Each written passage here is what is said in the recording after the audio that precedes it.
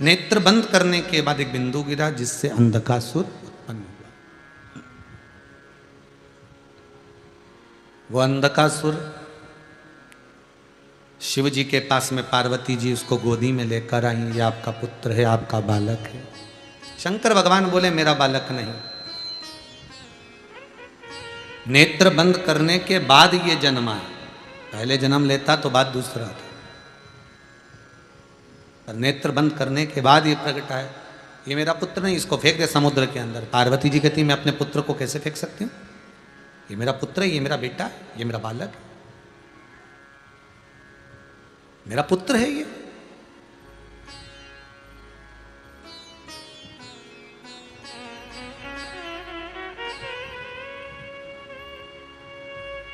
कितना सुंदर कहा है। शंकर भगवान को बेलपत्र चढ़ी हुई वापिस चढ़ सकती है, पर किसी भी देवता पर कोई फूल पुष्प आपने चढ़ाया, कोई पुष्प आपने चढ़ाया, ठंड का समय है या बारिश का समय है, पुष्प जो चढ़ाया हो सकता है कि मुरझाया नहीं हो। होता है ना ऐसा कभी कभी कि पुष्प मुरझाया नहीं हो, या उसमें ताजगी हो, सुंदर दिख रहा हो, बहुत अच्छा हो, और वो पुष्प चढ़ा हुआ तुमने अगर एक बार उठा लिया, उतर गया, उतरने के बाद फूल कितना भी सुंदर हो, फूल कितना भी ताजा दिखे, पर वो देवता को समर्पित नहीं हो सकता। भले उसमें सुंदरता है। ठंड के दिनों में कई फूल ऐसे भी रहते हैं, भगवान के सामने आपने एक बार चढ़ा दिया, चढ़ाने के बाद वो रखे रहते हैं तो ऐसा लगता है कि बिल्कुल ताजे से दिख रहा है। तो कई माताओं की आदत रहती है उन्हीं फूल से वापिस श्रृंगार कर देती, या उन पुष्प की रंगोली बनाकर भगवान के सामने डाल देती, पर वो गलत है, वो गलत है। जिस दिए में बाती लगी हुई है, बाती पूरी जल चुकी है, उसकी राख या उसका काला थोड़ा सा भाग दिए के अंदर रखा है, और आपने दूसरी बाती रखकर उसको जला दिया, तो वो जलाया गया जो भाग है लक्ष्मी को छीर्ण कर देता है। 15 दिन तक व्यापार ठीक नहीं चल सकता। एक बार प्रैक्टिकल करके देखना। दिए के अंदर अगर कोई बाती जल गई, जलने के बाद ठंडी हो गई, ठंडी होकर उसमें राख पड़ी हुई है, या उसके अंदर कोई काला सा आप गोल बत्ती लगाते तो काला का एक भाग काला काला सा जला हुआ उसके अंदर रह जाता है। कई लोगों की आदत रहती है कि अभी शाम का टाइम तो है, उसको कौन हटाए, उसी में अपन दूसरी बत्ती रख दो, जला दो, उसी में रखकर दूसरी बत्ती जला दो। भाग उसी में पड़ा हुआ है पुराना, और आपने दूसरी बत्ती अगर रखकर जला दी है, व्यापार होगा, व्यवसाय होगा, या फिर घर में रखा हुआ धन होगा, 15 दिन के लिए वो छिन्न होगा, वो जाएगा। पैसा टिकने वाला नहीं 15 दिन तक, चाहे कुछ भी कर लो, ठीक नहीं चल सकता व्यापार। तुम कितना भी दम लगा लो। कई लोग कहते भी होंगे कि हमारी दुकान तो 8 दिन तो अच्छी चलती है, 8 दिन के बाद नया क्या हो जाता है, 15 दिन अच्छी चलती, 15 दिन के बाद नया जाने क्या हो जाता है। तो उसमें गलती ढूंढो कि हम गलती क्या कर रहे हैं। नहीं तो व्यापार तो अच्छा चल रहा है, ग्राहक भी आ रहे हैं, सब कुछ होता है। जब 15 दिन ग्राहक आते हैं तो 15 दिन क्यों नहीं आते, 8 दिन ग्राहक आते हैं तो 8 दिन क्यों नहीं आते, उसके पीछे तुम्हारा कोई कारण होगा। फिर अपनी गलती को ढूंढो कि हमारी गलती क्या हो रही। या तो बहुएं, या सास, या घर में रहने वाला कोई व्यक्ति, या घर के बच्चे दिए में दिया रखकर जला देते हैं, मतलब उस बाती को फिर रखकर जला दिया, तो अब उसको तो तुम्हें भोगना है। अब उनको नहीं मालूम कि गलती क्या हो रही, गलती अपन कर रहे हैं, गलती अपनी है।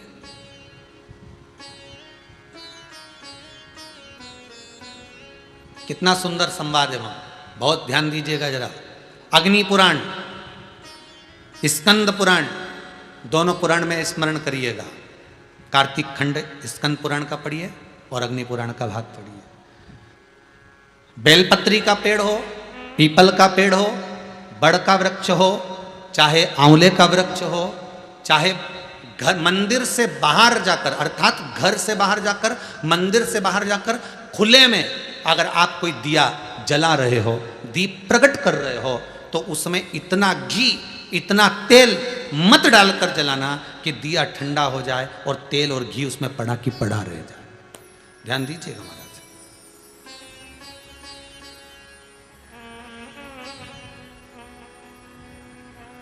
कई बार आपके साथ में भी हुआ होगा, आप दशा माता की पूजन करने गए हो, या पीपल की पूजन करने गए हो, या वृक्ष की पूजन करने गए, आंवले की पूजन करने गए, बेलपत्री का पूजन करने गए। तुमने तो दिया में घी डाल लिया ज़्यादा, बत्ती भी लगा दी तुमने, और इस भाव से लगाई कि जलेगा थोड़ी देर तक, और मालूम पड़े तुम्हारी पूजन हुई, हवा का वेग आया, दिया ठंडा हो गया और उसमें घी पड़ा रह गया, उसमें तेल पड़ा रह गया। महाराज, जिस व्यक्ति ने दिया लगाया है, जिस व्यक्ति ने दीप लगाया हुआ है, और अगर वो कुंवारी अवस्था में है तो अकेला शरीर का कष्ट भोगता है, और अगर उसकी शादी हो गई होती है तो पति और पत्नी दोनों को शरीर का कष्ट भोगना पड़ता है। कहीं कमर दुखेगी, कहीं घुटना दुखेगा, कहीं पीठ दुखेगी, आंखों में जलन होगी, कहीं ये सिर का जो गले का भाग होगा, कान के पास का ये दुखना चालू हो जाएगा, ये पीछे का भाग दुखेगा। तो कई डॉक्टरों को दिखाओगे, इलाज देखो जरा, क्या सब हमें जांच कर लो, जांच में तो कुछ भी नहीं निकल रहा, दवाई भी खाते हैं, थोड़े दिन आराम लगता है, फिर वैसे हो जाता है। कारण निकालना है तो कारण ढूंढो कि हमारे पुराण क्या कर रहे हैं। कारण हमने खुद उत्पन्न करा है कि किसी वृक्ष की पूजन करी, उसमें तेल घी की मात्रा इतनी बढ़ा दी कि हम तो जब तक बैठे दिया जल रहा था, उठ के गए, हवा लगी, दिया ठंडा हो गया, और उसमें जितने समय तक वो घी और तेल पड़ा हुआ है, 15 मिनट, 10 मिनट, 25 मिनट, 50 मिनट, 1 दिन, 2 दिन, 4 दिन, तो वो बार बार पलट पलट कर वो स्वास्थ्य को खराब करेगा ही,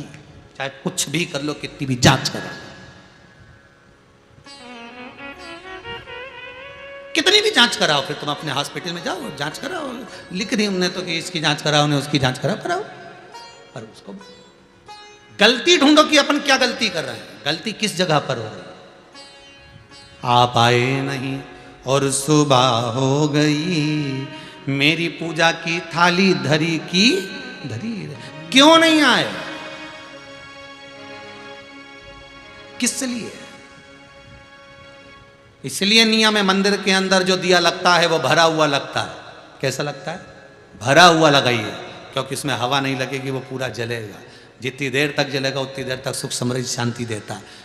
बाहर जो दिया लगाया जाता है, बत्ती को केवल भिंगो कर रखिए, या आप जितनी देर परिक्रमा कर रहे हैं, पूजन कर रहे हैं, उतनी देर घी की कटोरी साथ लेकर जाओ, उतना सा घी डाल दो जितनी जरूरत पड़े। पर तुम तो इतने समझदार कि पहले से घर में से दिया भर के चलो, तुम तो इतने समझदार कि घर से दिया भर के चलो, कटोरी में कौन ले जाए, सास के काय को ले जा रही है कटोरी में भर के, रहने दे, दिया भर ले एक बार का, लगा देंगे, लग देंगे, चलेगा जब तक चलेगा, अपन आ भी जाएंगे तो चलते रहेगा, जलते क्या रहेगा, हवा का वेग आएगा, बुझा देगा, ठंडा कर देगा, ठंडा कराओ, घी पड़ा रहेगा, तुम्हें कष्ट प्रदान करेगा।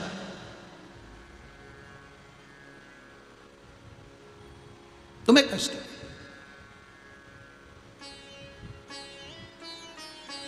तुम्हें रोग प्रदान करेगा, दुख।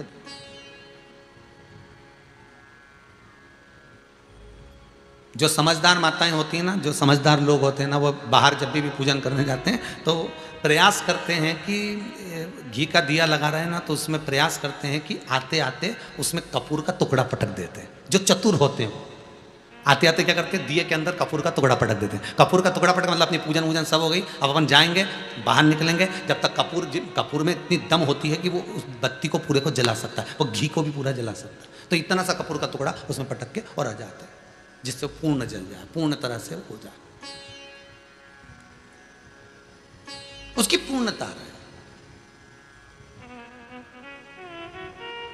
शिव जी कह रहे हैं ये पुत्र मेरा नहीं है, तुम इसको समुद्र में डाल दो। नहीं, समुद्र में नहीं डाल सकती, मैंने इसको गोदी में लिया, मेरा पुत्र है, इसको मैं रखूंगा। शंकर भगवान ने समझाया, पार्वती नहीं मानी, बहुत समझाया नहीं।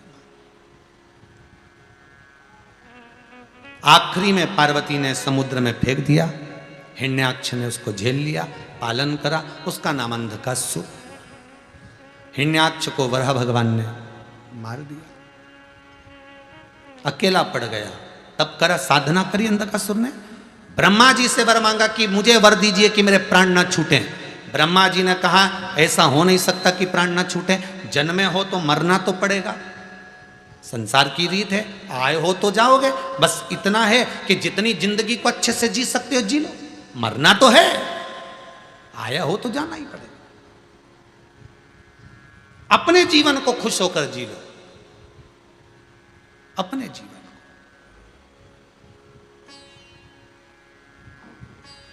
और जब अपने जीवन को अपन खुश होकर जी, तो अंधकासुर ने ब्रह्मदेव से कहा मैं मरूं ना, ऐसा वर दे दो। नहीं, मरना तो पड़ेगा। तो ब्रह्मा जी से वर मांगा अंधकासुर को मालूम था मेरे पिताजी ने कहा है ना तेरी कोई माता है ना कोई तेरा पिता है, पानी में बहकर आया था, मैंने पकड़ कर तेरा पालन किया। उसने कह दिया जिस दिन मैं अपनी माता को गलत दृष्टि से देखूं उसी दिन मरूं, उसी दिन मरूं। अब इसको क्या मालूम था, क्या मांग लिया।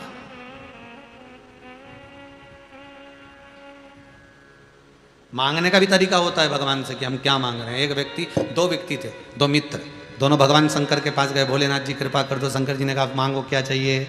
एक बोला प्रभु ऐसी कृपा करना लोग मुझे दे दे दे दे दे दे, मैं किसी को कुछ ना दूं, ऐसी कृपा करना। दूसरा बोला मांग तुझे क्या चाहिए। शंकर जी से वो बोला प्रभु ऐसी कृपा करना कि मेरे हाथ से खूब दान पुण्य संकीर्तन पुण्य होता रहे, शिव महापुराण की कथा होती रहे, मैं खूब दोनों हाथों से लुटाता रहूं, कम ना हो, खूब लुटाऊं पर कम ना पड़े।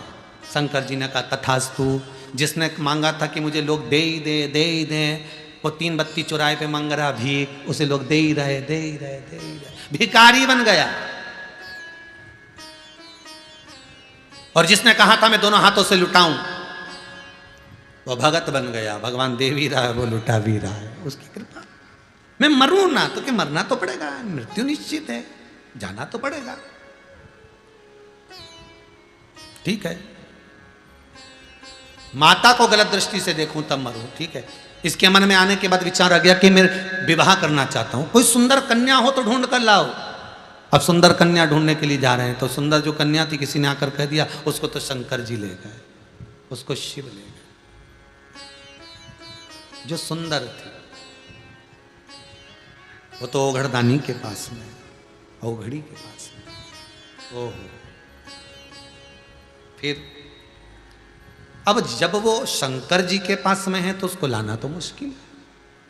अंधकासुर ने कहा कि मैं इतना सुंदर और शंकर क्या लागे मेरे आगे, तो चलो मैं चलता हूं। जो गए माता जगत जननी जगदम्बा पार्वती के सम्मुख में, जो पहुंचे माँ आद्य शक्ति, माँ दुर्गा भवानी, माँ जगत जननी का जो प्रतिबिंब, जो स्वरूप देखा, अंधकासुर को लगा कितनी सुंदर है, पर जान नहीं पाया कि यही तेरी जननी है, यही माता है, इसने तुझे लाड लड़ाया है, स्नेह करा है, प्रेम करा है पुत्र की तरह,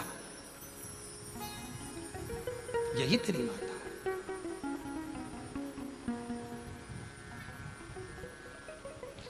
यही तेरी क्रोध आवाज लगाकर बोला अरे ओ सुंदरी, मैं तुम्हें अपना बनाना चाहता हूं। माता को क्रोध आ गया पर कर कुछ नहीं सकती, रोती है मां। जब गुस्से में आती है तो रोती है, इससे ज्यादा कुछ नहीं, केवल रोती है। आंखों से अश्रु बहता, क्या बोले वो, क्या बोल सकते। शंकर भगवान आए, बाबा ने तुरंत बाल भैरव को प्रकट कर कर अंधकासुर के प्राणों को हारा। बाल भैरव ने आकर प्राणों को हर लिया अंधकासुर। मां नहीं चाहती थी कि ये मरे, क्योंकि पुत्र जैसा रखा है, पर गलत विचार, गलत सोच, गलत दृष्टि जब आती है व्यक्ति के भीतर, जब व्यक्ति की चित्त वृत्ति में गलत चीज भरा जाती है तो उसका नष्ट होना निश्चित है। एक बात सही कही लोगों ने कि अपने हाथ से अपने पांव पर कुल्हाड़ी मारना, ये सत्य है। विनाश का जब समय आता है, विनाश काले विपरीत बुद्धि, आप कितना भी समझाओ उस व्यक्ति को समझना नहीं आता। वो हमेशा यही विचार में रहता है कि उसकी अभिमत्ता, उसका अहंकार, उसका काम, उसका लोभ, उसकी तृष्णा, उसकी आसक्ति, उसकी वासना उसको निभने नहीं देते, समाप्त कर देते, समाप्त कर देते। और अंधकासुर के साथ वही चले गया। मां रोती बिलखती रही। प्रसाद का मतलब आप लोग जानते होंगे, प्रसाद का मतलब होता है प्रभु का साक्षात दर्शन। प्रसाद, प्रभु जिसमें सदा विराजमान है। हम प्रसाद क्यों लेकर आते हैं कि हम जिस तीर्थ का दर्शन करने गए हैं, परमात्मा हमारे साथ थोड़े दिन के लिए हमारे घर में रहे। परमात्मा हमारे साथ थोड़े दिन में घर में रहे, प्रसाद का मतलब ये है।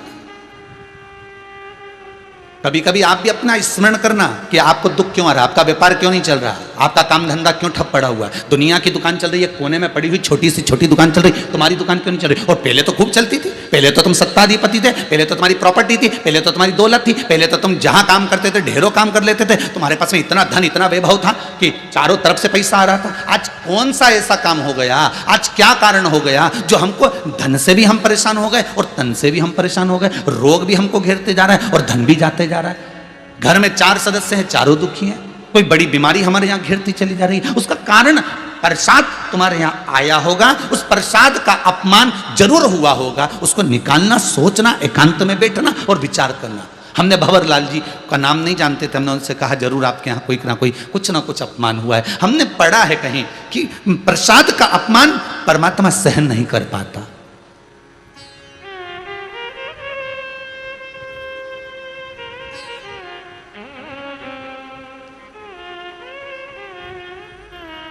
आप मानेंगे नहीं, दूसरी बार जब परिक्रमा में वो आए, उन्होंने आकर वहाँ पूछा कि वो सीहोर वाले शास्त्री जी आते थे, मिश्रा जी आते परिक्रमा करने, आए हैं क्या? हम उस समय नहीं गए।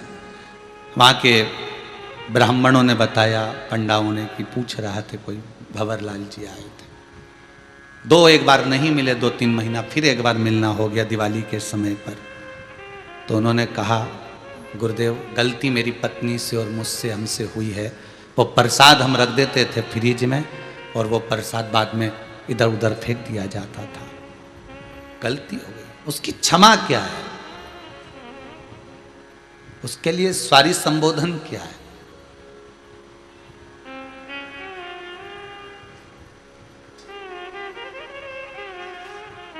उसके लिए हम क्या कर सकते हैं?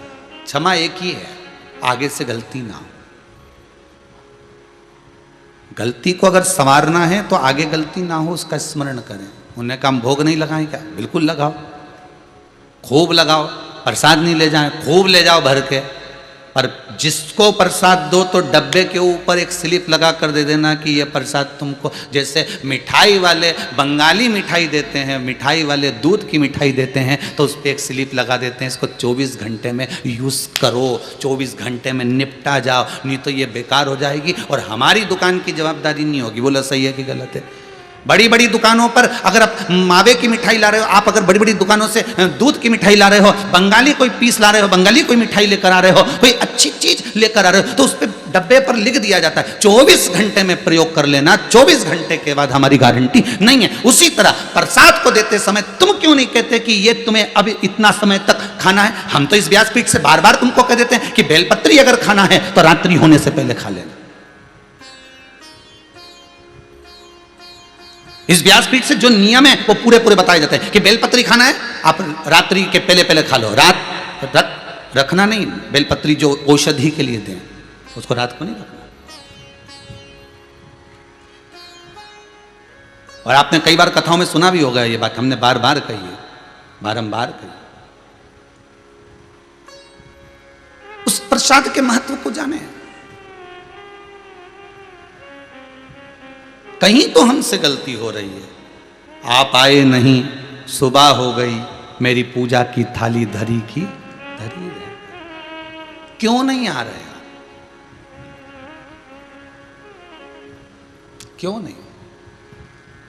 तेरी पूजन को भगवान बना मन मंदिर आलीशान। हमने घर में बहुत बड़ा मंदिर बनाया, बहुत बड़ा मंदिर आपने घर के अंदर बनाया, भगवान को बिठाया। अभी भगवान कभी नहीं कहता कि तुम घर में मंदिर बनाओ। कभी आया भगवान कहने के लिए? नहीं। तुम्हारे यहाँ आया हो, जितने आस्था चैनल पे कथा सुन रहे हो ना, और जितने फेसबुक यूट्यूब पर सुन रहे हो, तुम्हारे यहाँ आकर कभी भगवान ने कहा कि मेरे लिए तुम घर में मंदिर बनाओ, बंगला बनाओ तो पहले मेरा मंदिर बनाओ? भगवान ने ये बात कही क्या? नहीं। ये तो हमारे भीतर का भाव है कि अपन ने अच्छा बढ़िया कमरा बनाया है, मकान बनाया है, तो क्यों ना अपन एक भगवान का मंदिर बना ले। छोटा भगवान को तो कहीं ना कहीं तो विराजमान करना पड़ेगा। तो अपने लकड़ी का मंदिर लिया, मार्बल का मंदिर लिया, पत्थर का मंदिर लिया, तो अपने घर में उसको फिट कर दिया, वृंदावन का तो वहां से मूर्ति लिया। ये आपके भीतर का भाव है। पर शिव महापुराण की कथा कहती है भगवान कभी नहीं कहता कि तू मेरा मंदिर घर के अंदर बना। भगवान तो कहते हैं अपने मन को मेरा मंदिर बना ले, मुझे घर में नहीं रहना। भगवान कहते मुझे तेरे दिल में रहना। आप दिल में ही तो नहीं रख पा रहे। भगवान कभी नहीं कहता कि मुझे तेरे घर के मंदिर में रख, भगवान कहता है तू अपने दिल को मंदिर बना। मन मंदिर आलीशान, इस मन को मंदिर जब बना लेगा, इस मन को तू बड़ा बना लेगा, इस मन को तो तू जब बड़ा उच्च बना लेगा अपने विचारों से, अपनी सोच से, अपनी वृत्ति से, अपने अहंकार के त्याग से, तो भगवान कहते हैं तेरे मन में, तेरे दिल में मैं आकर बैठ गया। तो फिर मंदिर बनाने की जरूरत पड़ेगी क्या? अरे बोलो तो फिर मंदिर की क्या जरूरत है? फिर घर के अंदर मंदिर बनाओगे? नहीं, हृदय में अगर भगवान बैठ गया। संत नामदेव जी, संत तुकाराम जी, रामकृष्ण परमहंस जी, चैतन्य महाप्रभु जी, श्रीमद वल्लभाचार्य जी, और जाओ तो मीराबाई, कर्माबाई, इन सबको बहुत प्रेम से ध्यान लगा कर देखना, इन्होंने कोई मंदिर का निर्माण अपने घर में नहीं किया, इनने तो दिल को मंदिर बना लिया। नामदेव जी ने दिल में पांडुरंगा हरि विठ्ठल को बिठा लिया, उन्होंने रामकृष्ण परमहंस ने जगदम्बा को बिठा लिया, चैतन्य महाप्रभु ने स्वयं जगन्नाथ को बिठा लिया। ये तुम्हारे भीतर परमात्मा बैठा हुआ, तुम्हारे भीतर।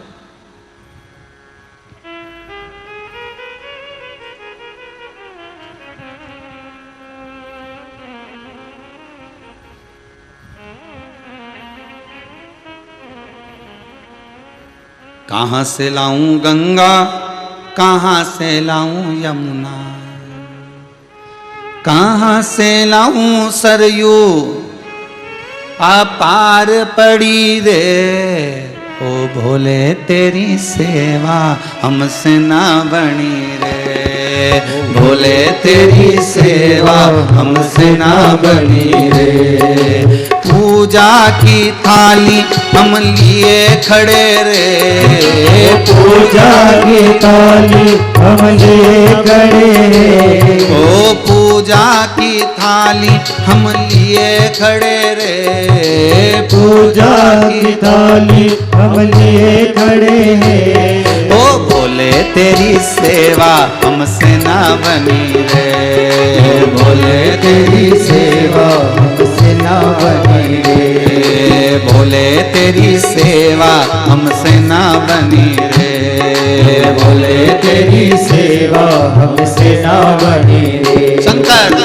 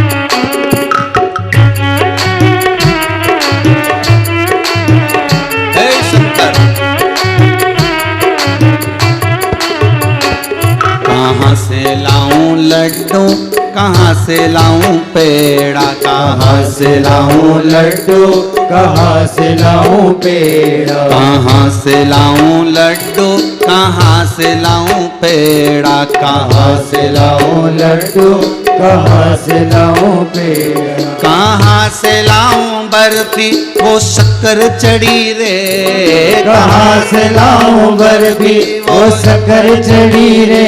ओ भोले तेरी सेवा हमसे ना बनी रे, भोले तेरी सेवा हमसे ना बनी रे, ओ भोले तेरी सेवा हमसे ना बनी रे, भोले तेरी सेवा हमसे ना बनी रे। पूजा की थाली हम लिए खड़े रे, पूजा की थाली हम लिए खड़े रे, ओ भोले तेरे दर दर पे हम कब से खड़े रे, भोले तेरे दर पे हम कब से खड़े रे। ओ भोले तेरी सेवा हमसे ना बनी रे, भोले तेरी सेवा हमसे ना बनी रे। भोले तेरी सेवा हमसे ना बनी रे, भोले तेरी सेवा हमसे ना बनी रे।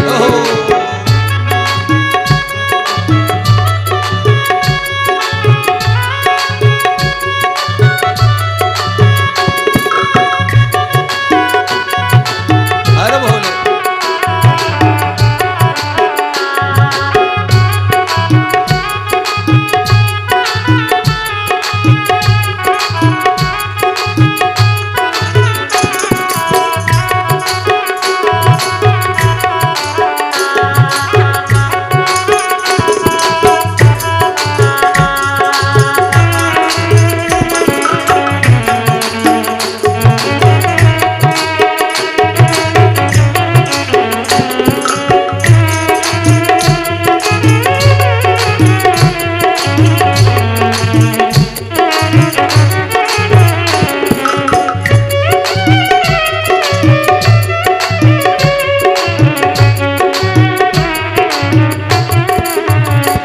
कहाँ से लाऊं चंदा, कहाँ से लाऊं सूरज, कहाँ से लाऊं चंदा, कहाँ से लाऊं सूरज, कहाँ से लाऊं चंदा, कहाँ से लाऊं सूरज, कहाँ से लाऊं चंदा, कहाँ से लाऊं सूरज, कहाँ से लाऊं तारे आकाश जड़े रे, कहाँ से लाऊं तारे आकाश जड़े रे। ओ भोले तेरी सेवा हमसे ना बनी रे, भोले तेरी सेवा हमसे ना बनी रे। भोले तेरी सेवा हमसे ना बनी रे, भोले तेरी सेवा हमसे ना बनी रे।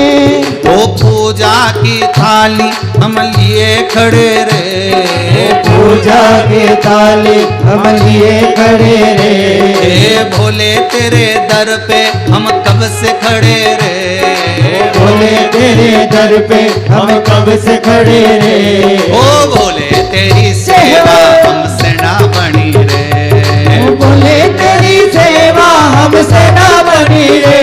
ओ भोले तेरी सेवा हमसे ना बनी रे, ओ भोले तेरी सेवा हमसे ना बनी रे। भगवान शिव हो, राम हो, कृष्ण हो, भवानी हो, तुम जिसकी पूजन कर रहे हो उसकी सेवा करो, मना नहीं है, पर ये जरूर विचार रखना कि हमसे कोई गलती तो नहीं हो रही।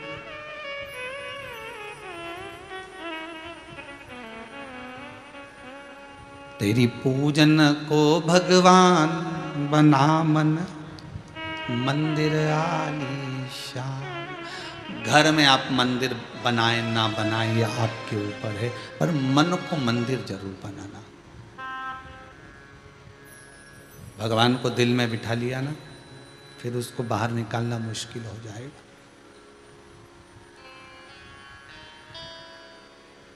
रिश्ते कम बनाओ, उनको अच्छे से निभाओ। सही है कि गलत है? ढेर रिश्ते बना लिए और निभे ना तो उसका कोई मतलब नहीं। साहब हमने इनको बहन बनाया है, साहब हमने इनको मामा जी बनाया है, हमने इनको भाई बनाया, हमने इनको ये बनाया। सब रिश्ते नाते कुटुंब कबीले सब धरे की धरे रह जाएंगे। अकेला आया अकेला जाएगा। जो कथा सुनी, पुण्य कमाया, दान करा, सत्कर्म करा, भजन करा, कीर्तन करा, बस जिसको दिल में बिठाया उस शंकर को, वो शंकर तेरे संग आगे आगे जाएगा।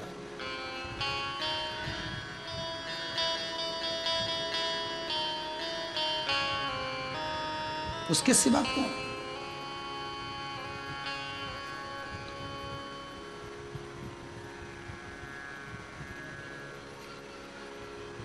कभी कोई काम आप कर रहे हो, बहुत सारे उपाय यहाँ से बताए जाते हैं, आप करते हो। कई लोग ऐसे भी हैं कि करते हैं, उसका फल भी मिलता है। किसी ने पत्र भेजा है, ओम प्रकाश जी तिवारी हैं देवास से। मुख में तकलीफ हो गई थी, जांच कराने पर कैंसर आया था, उसका ऑपरेशन भी करवाया, पर कुबेर भंडारी की कृपा ऐसी रही कि बाबा ने स्वस्थ कर दिया। यही बाबा की कृपा है, यही बाबा की कृपा। उसको दिल से मत बिसरा।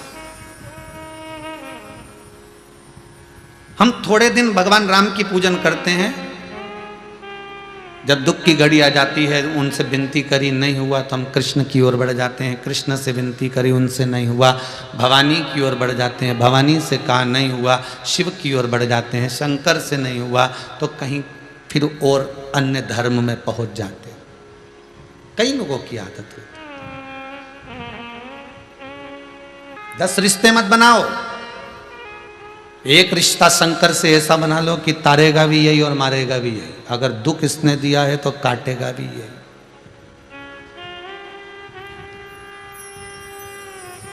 कोई पूछ रहा था गुरुजी दुख कैसे कटता है, तो हमने कहा भगवान का भजन करो, इससे बढ़कर और क्या सुख है।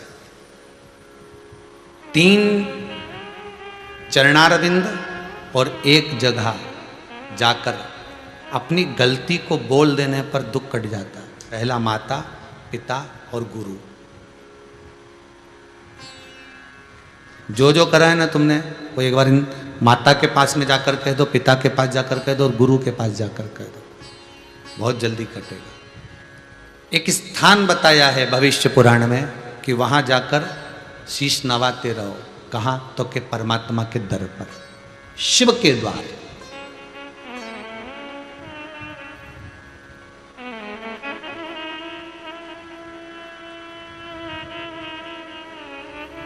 तपस्वी तप करते हैं, भगवान के मंदिर तो जाते ही नहीं है। साधु तप करते हैं, भगवान के मंदिर नहीं जाते। सन्यासी तप करते हैं, वो भगवान के मंदिर नहीं जाते। और आप कह रहे हो कि भगवान के मंदिर में जाकर दुख कटेगा। तो हमने कहा तपस्वी को कौन सा दुख है? जब उसने तप करने बैठा है तो दुख कौन सा है? सन्यासी को कौन सा दुख है? सन्यास लेकर बैठा है तो दुख आएगा कहाँ से? साधक को कौन सा दुख है? जब साधना में बैठ गया तो दुख मिठा कर ही बैठा होगा ना। दुख तुझे है तो तुझे उसके दरवाजे पर जाना पड़ेगा। और अगर भगवान के मंदिर पर नहीं गए, भगवान के द्वार नहीं गए, तो क्या दुख नहीं कटेगा? बिल्कुल नहीं कटेगा। सतयुग होता तो कट जाता, तेरे घर पे ही दुख कट जाता। त्रेता होता तो भी तेरे घर पर दुख कट जाता। द्वापर होता तो भी तेरे घर पे दुख कट जाता। पर कलयुग है, कलयुग में दुख तो भगवान के दरवाजे पर जाने पर ही कटेगा। पहले के लोग, अब सत्ययुग में निकालो जरा पुराना समय और आज का समय, और सरल भाषा में समझ लो अच्छे से। पहले के जमाने में नाई की दुकान पे लोग कटिंग कराने नहीं जाते थे। बोलो जाते थे? जितने लोग टीवी पर कथा सुन रहे हो, जितने मोबाइल पर सुन रहे हो, बोलो ईमानदारी से, कोई नाई की दुकान होती थी पहले के समय में? कोई नाई की दुकान नहीं होती थी। नाई खुद आता था, तुम्हारे यहाँ के बाल काट के जाता था। काटता था कि नहीं काटता था? आओ साहब बेटे ने कपड़ा मपड़ा लगा ही दिया ऐसा, और यहाँ से डोरी मोरी बांध के और काट कुटा के और चले गए। कपड़ा पिनाता कि नहीं पिनाता? अरे बोलो तो सही, पिनाए नहीं, ऐसी डोरी का कपड़ा पिना दे और बिठा दे ऐसा, बढ़िया। और जो बच्चे छोटे छोटे रहते थे उनको एक पटिया लगा के बिठा देते हैं। पहले नाई जो था ना, वो इसकी दुकान नहीं होती थी, नाई की कोई दुकान नहीं होती थी। पहले नाई घर घर जाता था, कपड़ा बांधता ने काट देता, बस। सत्ययुग में कोई दुकान थी क्या नाई की? बोलते जाओ जम के, नहीं। त्रेता में नहीं, द्वापर में नहीं, कलयुग में अब है। तो अब क्या हो रहा है कि नाई की दुकान पे जाना पड़ेगा, बाल कटवाना पड़ेगा, बस अंतर इतना है। सत्ययुग में भगवान दुख बैठे बैठे तुम्हारे घर पर आकर काट देता था। त्रेता में भगवान तुम्हारा दुख तुम्हारे घर पर आकर काट देता था। द्वापर में भगवान दुख तुम्हारे घर पर आकर काट देता था। पर कलयुग में तो तुम्हें नाई की दुकान जाना पड़ेगा, कपड़ा बंधवाना पड़ेगा, तब वो काटेगा। उसी तरह कलयुग में तुम्हें भगवान के दरवाजे पर जाना पड़ेगा, भक्ति का चीर बांधना पड़ेगा, तो वो दुख काट देगा। ये पक्का, ये पक्का तैयार बैठा है काटने के लिए, बिल्कुल तैयार। नहीं तुम तो आओ साहब ने नंबर लगाओ ने 5-10 मिनट बैठो ने तो काटेगा। और वो तो बात बात में कह भी दे, इसकी उड़ा दूं कहिए, वो तो बात बात में बोल दे, बोलो तो इसकी उड़ा दूं। और फिर जब बाल काटने के बाद कैसा भी ई के बना दूं क्या है, तो क्या हम बना दूं, अब मर्जी तुम्हारी।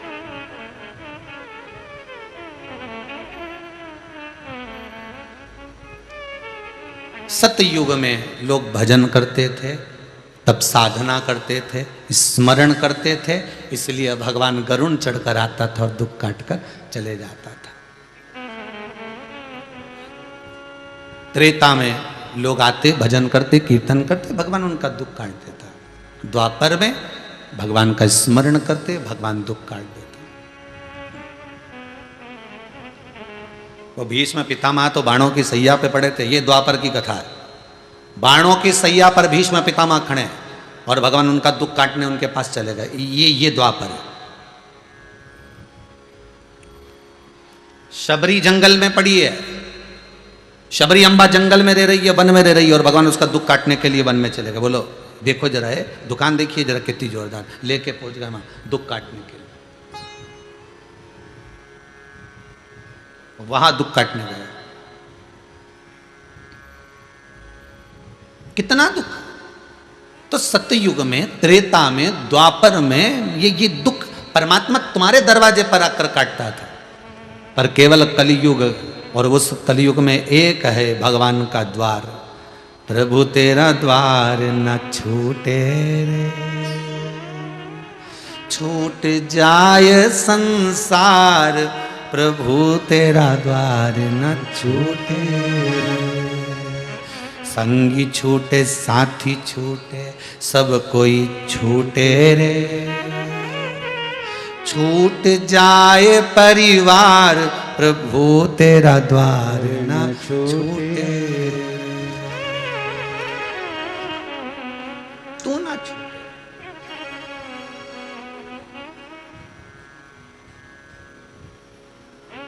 उस परमात्मा ने उसके दरवाजे पर तुम्हें बुलाया है, दुख दिया मतलब तुम्हारे पास में पत्र आया है, भगवान ने याद किया है, चलो उसके द्वार चलो। दरबार में भोले बाबा के दुख दर्द मिटाए, दुनिया के सताए लोग यहाँ सीने से लगाए। यहाँ आकर एक बार अगर दिल से तुम शंभू के सामने, शंकर के सामने बोल, राम भगवान की मूर्ति का तुम स्पर्श नहीं कर सकते मंदिर में, कृष्ण भगवान की मूर्ति का तुम स्पर्श नहीं कर सकते मंदिर में, पर शंकर एक ऐसे औघणी हैं, शिव एक ऐसे हैं जो पुरातन में भी थे, आज भी हैं, और कोई मूर्ति पहले नहीं थी, केवल एक शंकर थे। शंकर का शिवलिंग था, उस शिवलिंग का स्पर्श आज भी आप कर सकते हो, उसका मात्र स्पर्श कर कर उसको गले लगाकर आज भी तुम रो सकते हो, उसका स्पर्श कर कर उसको गले लगाकर जब नरसिंह मेहता रोया था तब भगवान उसको जीते जी गौलोक धाम तक ले गए थे, शंकर लेकर गए थे। और गौलोक धाम में जब भगवान कृष्ण, नानी भाई के मायरे में आपने सुना होगा, जब भगवान कृष्ण नाच रहे थे गौलोक धाम में, बंसी का नाद कर रहे थे गौलोक धाम में, और भगवान की दृष्टि जब नरसिंह मेहता पर गई तो भगवान नरसिंह मेहता के पास जाकर पूछते हैं कि तू तो 7 शरीर, लोग मरने के बाद गौलोक धाम बैकुंठ धाम आते हैं, तू जिंदा की जिंदा कैसे आ गया, ये तो बता दे। तो नरसिंह मेहता ने कहा लाने वाला पीछे खड़ा है। जो भगवान कृष्ण ने कहा लाया कौन है, जो देखा तब समझ में आया कि शंकर भगवान लेकर आए। तो शंकर जी से पूछा तुम इसको जिंदा जी लेकर कैसे आ गए, या बैकुंठ में या गौलोक धाम में लोग मरने के बाद आते हैं, तुम इसको जिंदा उठा लाए, सोचना तो चाहिए। शंकर भगवान बोले मेरी मर्जी, मुझे मेरे मंदिर में आके बेचारा रो रिया था, आंख में से आंसू बह रहा, लोग लोटा भर के पानी चढ़ाए, ये तो आंख का आंसू चढ़ा रिया था, इसलिए मुझसे दिया नहीं गया, मैंने इसको नंदी पे बिठाया और लेके आ गया। तो ये मरा तो है ही नहीं। अगर मर जाता तो लेकर आना था, ये तुम तो जिंदा उठा लाए। भारत की भूमि पर एक ही संत थे नरसिंह मेहता जो जीते जी ऊपर गए थे और वापिस भी आ गए थे, जीते जी।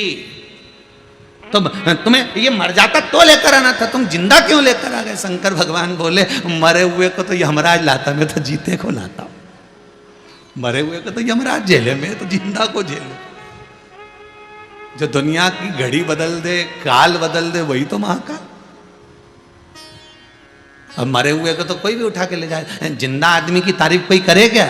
अरे बोला तो सही, कितनी भी जोरदार सास, कितनी भी जोरदार बहू, पर जिंदा जी कोई नहीं तारीफ करे, कहीं नहीं कहे कि हमारी सास इतनी बढ़िया। वो तो जब मायके में जाए नहीं तब, वो तो मायके गई और उन्हें कर्म फोड़ा। हमारी सास को तो केवल एक ही बहू दिखे, बड़ी वाली इसके से दिखे, छोटी वाली बस वही दिखे, ननंद ही ननंद दिखे, बस बेटियों से इतना प्रेम जिसका वर्णन नहीं, छोरों से इतना प्रेम जिसका, हमारे छोरे को तो हाथ तक बस ये गई और ये चालू हो गई है। ये जिंदा जी नहीं तारीफ करेगी, पर जैसे डुकरिया निपट गई, मर गई और तुम उसके बैठने जाओ, वही जो निंदा वाली है नहीं, उससे मिलना, उसका नाम धर देना, वो निंदा वाली जी, और उसके पास जाके बैठ जाना, अम्मा बहुत अच्छी थी, बहुत ध्यान रखती थी, इतना ध्यान रखती थी, मेरे को बाजार जाती थी जब जब चूड़ी दिला के लाती थी। अब याद आ रही चूड़ी, और तब चला रही थी छुरी, अब चूड़ी याद आ रही।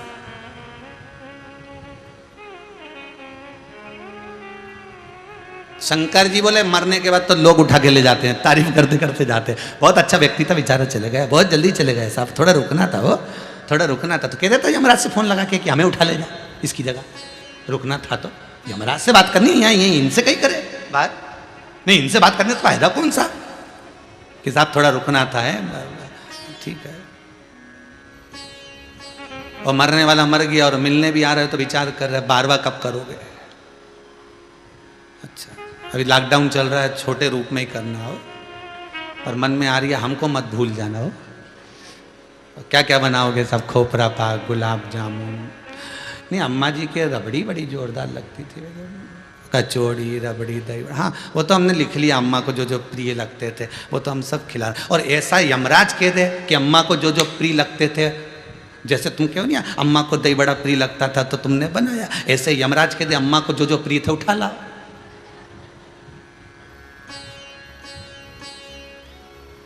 तुमने अम्मा की पसंद का भोजन बनाया और यमराज अम्मा की पसंद का उठा के ले जाए तो फिर क्या हो?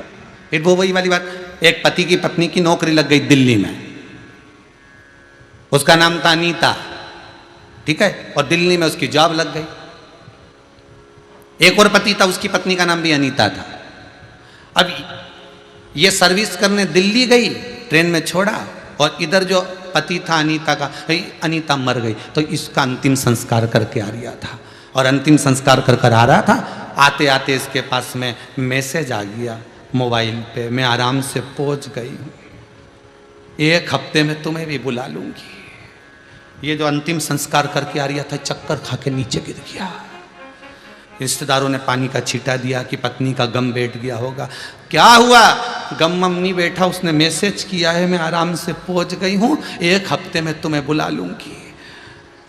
मोहल्ले के लोगों ने कहा मरा हुआ व्यक्ति कैसे मैसेज करेगा, गलत मैसेज आ गया होगा। और हुआ वही, मैसेज करा था वो दिल्ली वाली ने अपने पति को अनीता ने कि मैं आराम से पहुंच गई हूँ, 1 हफ्ते में तुम्हें बुला लूंगी। मैसेज जाना था अनीता के वो पति के पास, पहुंच गया अनीता के ये पति के पास।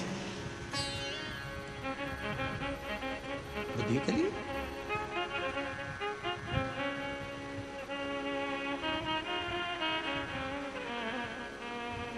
तुम जिंदा जी लेकर आ गए, ये कोई अच्छी बात है?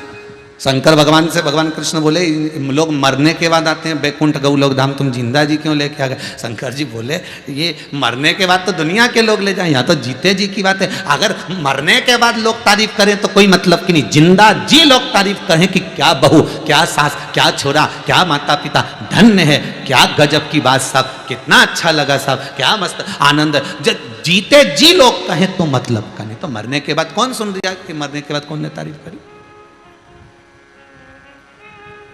यह तो जीते जी की बात है।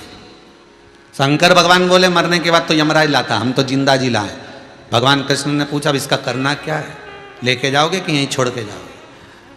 शंकर भगवान बोले उसके घर में उसकी पत्नी है, 2 बच्चे हैं छोटे छोटे, और तुम कह रहे हो यहाँ छोड़ के जा, तो उनके बच्चों को और पत्नी को कौन पालेगा?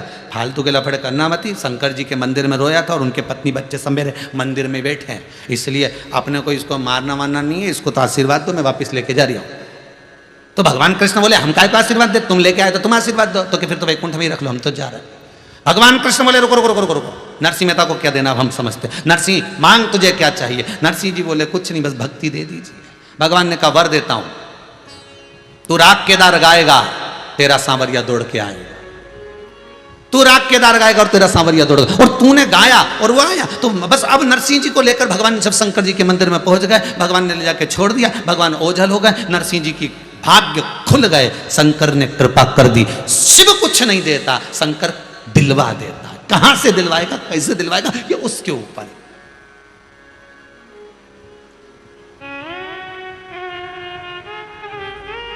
जब शिव दिलवा दे,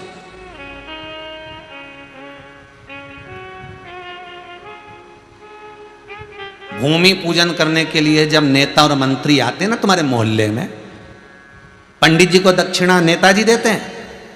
अरे बोलो तो जम के नहीं, दूसरे से दिलवा देते हैं। देव ने जरा 500 रुपया दे, पंडित जी के देना है। तिलक हुआ मंत्री जी का, नेताजी का, और 500 रुपये कौन दे रहा? बेचारा पास में जो खड़ा, कहीं का छोटा मोटा बेचारा, उसने निकाल के लो साहब, क्योंकि उसको तो शान दिखाना है, क्योंकि इनसे जुड़े रहना, तो उसने 500 रुपये दिए, लो साहब दे दो। उसी तरह शंकर दिलवार, शंकर भगवान कृष्ण से कहते तुम दो हम तुम्हारी भक्ति करते, राम जी तुम दो हम तुम्हारी भक्ति करते, दो। शिव का भजन करोगे तो राम और कृष्ण प्रसन्न होंगे, और राम और कृष्ण का भजन करोगे तो शिव प्रसन्न होंगे। यहां नियम ही दूसरा है, नियम ही दूसरा। कभी कभी लाइट गड़बड़ करे तो समझ लेना अर्थिंग गड़बड़ हो रही है। लाइट तो है, सबके यहाँ जल रही है, हमारे यहाँ भी करंट तो ही दिया है, नहीं इन्हें वो पेचकस क्या लगा है, वो स्टार्टर वगैरह क्या लगा है, वो लगा के देख लिया, पर करंट तो आ रहा है, पर हाथ हो रही है, पर पंखा तो चल ही नहीं रहा, वो अर्थिंग गड़बड़ हो रही है। अर्थिंग नहीं है, वो 3 तार में 2 तार सही है, नहीं 1 तार गड़बड़ हो रही है तो नहीं चले। बस ये 3 ही तार है, ब्रह्मा विष्णु और महेश, इसमें से एक भी गड़बड़ हो गया नहीं तो लाइट नहीं चले। इसलिए इन तीनों को साधना पड़ेगा। इसलिए जब भगवान शिव का अभिषेक होता है तो लोट कलश को, उस जल की झारी को ऊपर रखते और उस पर 3 टेकी रहती है, ब्रह्मा विष्णु महेश, उस पर कलश में से एक एक बूंद नीचे गिरे। तो ये दर्शाता है कि ये तीनों का एक सूत्र है शंकर, ये तीनों एक हैं, ब्रह्मा विष्णु महेश। दुनिया के लोगों ने भेद कर दिया, हम राम वाले, हम कृष्ण वाले, हम इसके हम उसके, ये तुमने भेद करा। पर सबसे पहले अगर सृष्टि खंड बना, पूरा शास्त्र उठाकर देख लो, कोई मूर्ति नहीं थी, कोई नहीं था, सबसे पहले था तो केवल शंकर अकेला था, क्योंकि तीनों का स्वरूप एक ही है, वो शिवलिंग में समाया हुआ है, तीनों एक।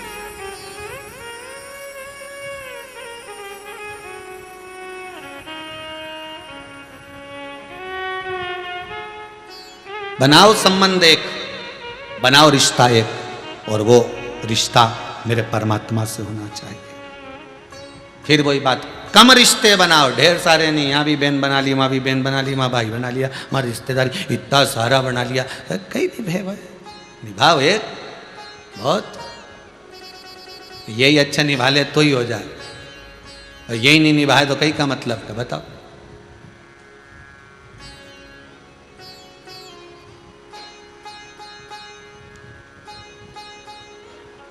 यही नहीं निभे तो क्या मतलब का फिर जीवन।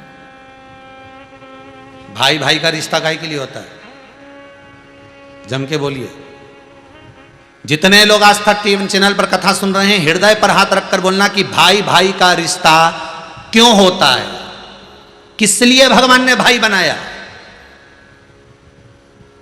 क्यों कहते हैं ये मेरा सगा भाई है।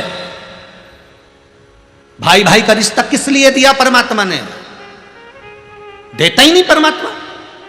भाई भाई का रिश्ता किस लिए दिया जाता है। शिव महापुराण की कथा कहती है, माता पार्वती ने गणेश को समझाया, भाई भाई का रिश्ता विपत्ति को बांटने के लिए होता है, संपत्ति को नहीं।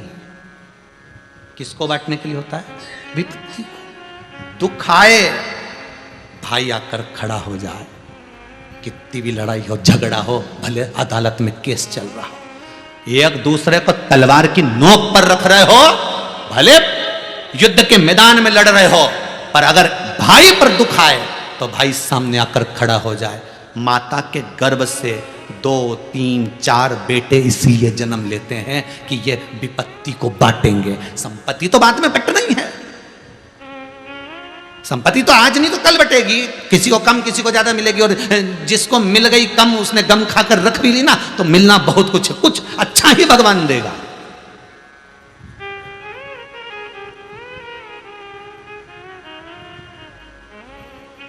माता पार्वती ने श्री गणेश जी महाराज जी से कहा, तेरा भाई है कार्तिक है। गणेश जी ने पूछा, ये मेरा भाई? हाँ। किस लिए? कि विपत्ति को हरने के लिए, संपत्ति को हरने के लिए नहीं, विपदा को जो काट ले वो भाई है।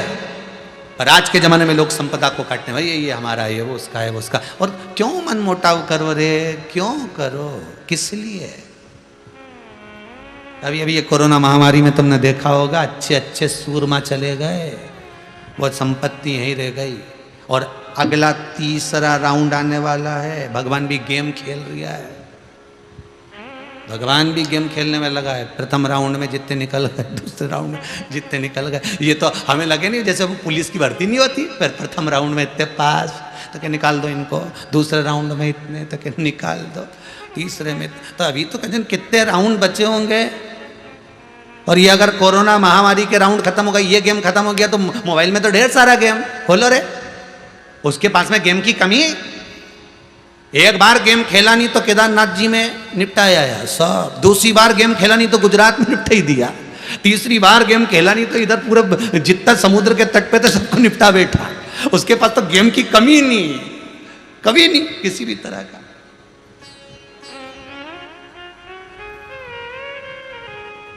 और कब कौन सा गेम खेल जाए, अभी अभी ये नया गेम खेल रही है कोरोना महामारी का, प्रथम राउंड पूरा हो गया, दूसरा राउंड पूरा हो गया, तीसरे राउंड की तैयारी है, सारे देवता आपस में विचार कर रहे कौन जीता।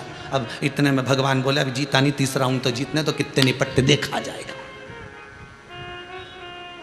अपन सब गोटियां हैं, भगवान से प्रार्थना करना, दादा अच्छी जगह चलना, अच्छी जगह चल दी चाल तो फिर तो बच गए। बस वही बात है, अच्छी जगह सत्संग में चले गए तो बच गए। और जितने शंकर के भगत हैं, जितने जिन्होंने रुद्राक्ष महोत्सव का आनंद लिया, एक एक रुद्राक्ष जिनके घर में पहुंचा, उसके घर में एक नहीं मरा, शिव ने बचा लिया। शंकर आई विपदा, दुख आया, तकलीफ आई, कष्ट आया, रोग आया, कोरोना महामारी भी आई, पर बाबा ने बचा कर निकाल, अच्छी चाल में चले गए थे। और आपसे निवेदन है, अभी भी जितने लोग कथा सुन रहे हो, घबराना नहीं, शंकर की कथा सुन रहे हो, तीसरा राउंड भी अपन देख लेंगे, निपट लेंगे। अपन तो शंकर जी के हाथ की गोटियां हैं, किसी के हाथ से सामने वाली पार्टी कितने ही गेम खेलने पर या तो शिव के हाथ में, शंकर के हाथ में, और वो मृत्यु लोक में रहता है। तुमने पकड़ा किसको है? मृत्यु लोक के देव को। फिर निवेदन है बहुओं से, पड़ोसन को कितनी भी चाय पिला लो, पड़ोसन से कितना ही अचार डलवा लो, पड़ोसन को कितना ही पापड़ खिला लो, पड़ोसन कभी तुम्हें चाबी नहीं देगी, अपनी जायदाद का हिस्सा नहीं देगी। हाँ, तुम्हारे यहाँ की पड़ोसन अच्छी हो तो बात दूसरी, पर हमारे सीहोर की पड़ोसन तो नहीं कह सके दादा। नहीं, तुम जितना लोग जहां जहां कथा सुन रहे हैं, नहीं ये ऑस्ट्रेलिया वाले, सिडनी वाले, तुम्हारे यहाँ भी पड़ोसन अच्छी हो तो हमको मालूम नहीं, बांगड़ जी हमको नहीं मालूम, और तुम्हारे बीआई जी यहाँ आए, इनके यहाँ की पड़ोसन अच्छी हो तो हमको नहीं मालूम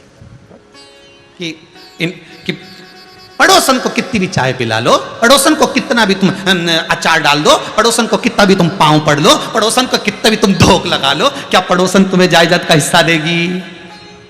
क्या पड़ोसन तुमको चाबी देगी? नहीं।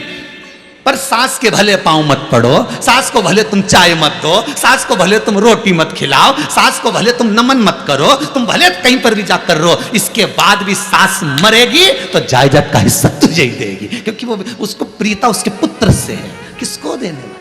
उसी तरह शंकर, उसी तरह मेरा मृत्यु लोक का देव अधिदेव महादेव है। तुम चाहे किसी को भी भज लो, पर आखिरी में पाला तो शंकर से ही पड़ना है। किसी ने शंकर जी से पूछा, तुम्हारे यहाँ तो कोई नहीं आता? शंकर जी बोले, हम शमशान में रहते हैं, जब व्यक्ति एक बार आ जाता है तो दूसरी बार जाता भी नहीं। जब एक बार अगर आ गया तो जाएगा कहां से? पहले पार्वती जी को भी बड़ा मन दुखता था, अपने तो कोई आता ही नहीं, अपने तो कोई आता ही नहीं। शंकर भगवान बोले चिंता मत कर, आएगा तो ऐसा आएगा, फिर जाएगा ही नहीं। और नहीं आया तो शंकर भगवान बोले वो भी चिंता मत कर, बांध के लिए आएंगे। और वही हुआ, बांध के ला रहे, ले चलो। क्या चित्तवृत्ति,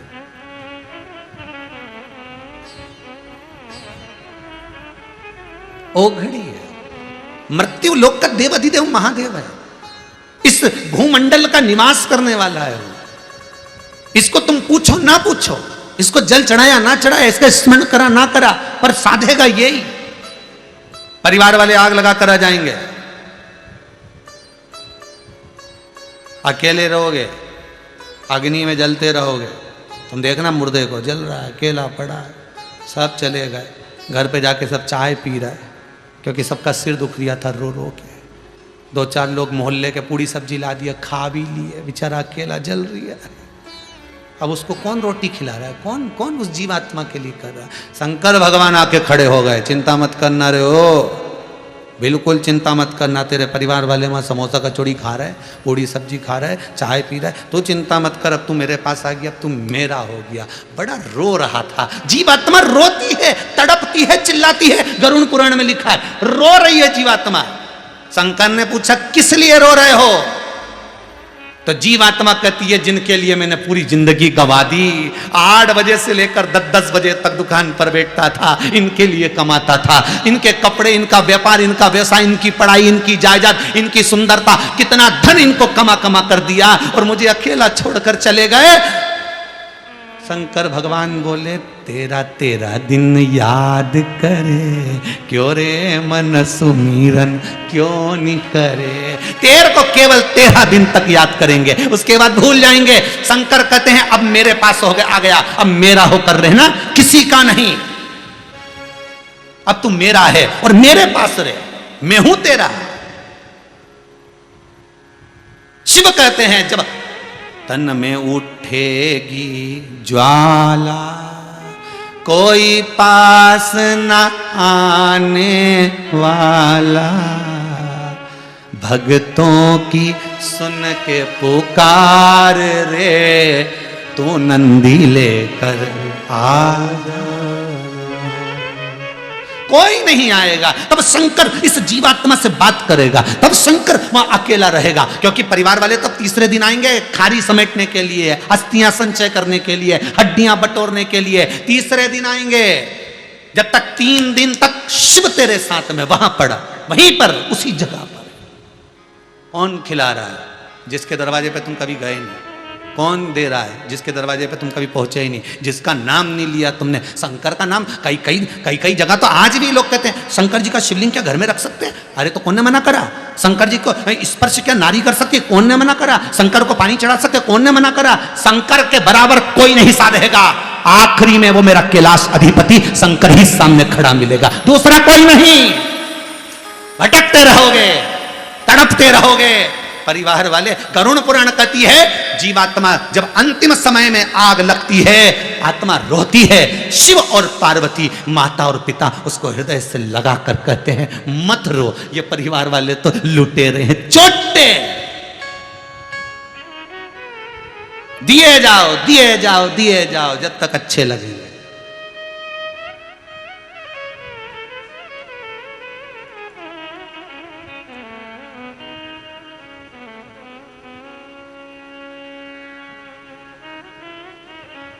हमें तो लूट लिया परिवार वालों ने,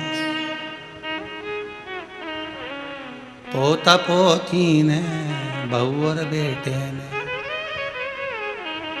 दादा दादा कहकर कुरकुरा ले आते थे, नाना नाना कह करके बिस्कुट खा जाते थे।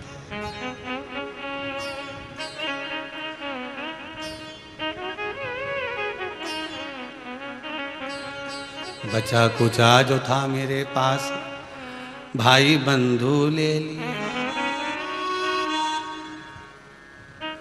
थोड़ा जो बचा था पत्नी सुनारों को दे दिए।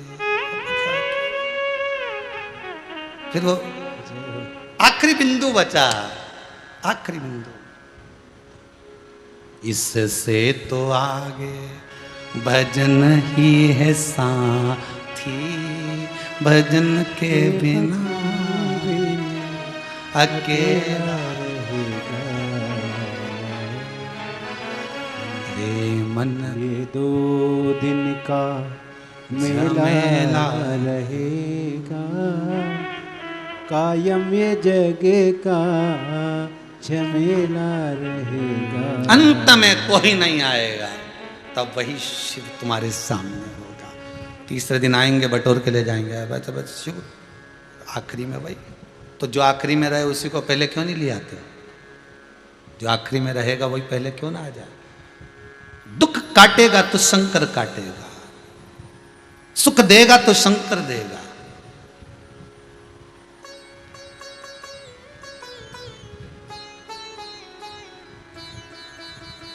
वो देता है,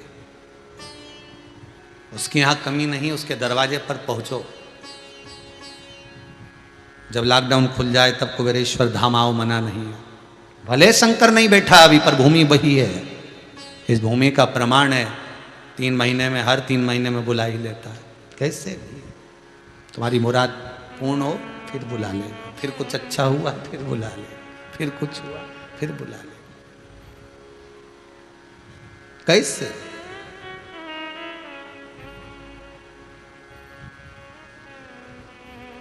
शिव है वो, शंकर। बहुत सुंदर संबंध बनाओ, मना नहीं, पर थोड़े थोड़े रिश्तेदारी बनाओ, थोड़ी, कहीं कहीं ज्यादा नहीं। हमको सब, हम तो बहुत कम वाले हैं, क्योंकि शंकर भगवान का परिवार हमारा अपना है। इसके सिवा हम कहाँ जाएं, किससे कहें?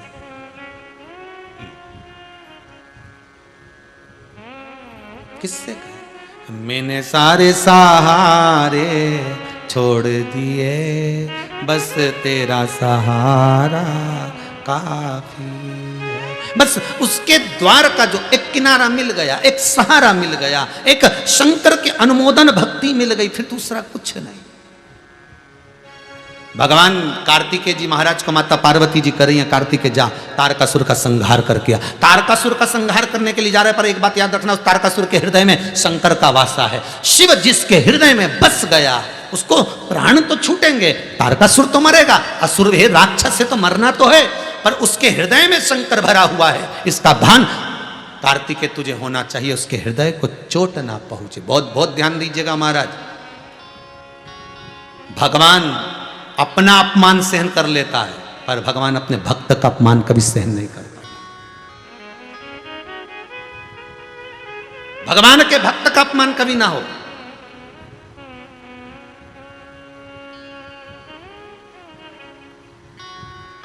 शंकर जी के मंदिर में आप पूजन करने जा रहे हो तो आप कभी भी अपने आप को मत समझना कि मैं बहुत बड़ा भगत हूं, और आपकी भक्ति के आगे दूसरे की भक्ति को कम मत दिखाना, कभी मत दिखाना। शिव मंदिर में अगर आप जा रहे हो, पूजन करने के लिए जा रहे हो, अर्चना करने जा रहे हो, पशुपतिनाथ का व्रत करने जा रहे हो, जो कुछ भी तुम करने के लिए जा रहे हो, पर उसमें तुम्हारी चित्त वृत्ति में शंकर हो। पर ये नहीं हो कि मेरे बराबर मैं इतनी बेलपत्र चढ़ाता, मैं सावन के महीने में इतने कमल के पुष्प चढ़ाता, मैंने ऐसा कर दिया, मैंने वैसा। उस चित्त वृत्ति में वो नहीं आना चाहिए।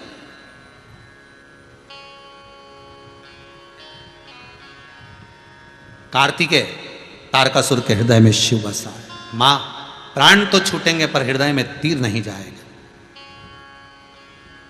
शंकर का होने के बाद दुख तो आएगा पर मालूम नहीं पड़ पाएगा, ये पक्का है।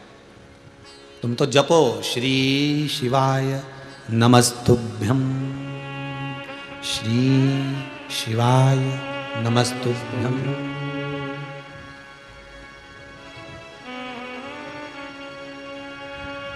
स्मरण करो। महाराज मथुरापुरी में पहले एक राजा थे जिनका नाम था तारशाह।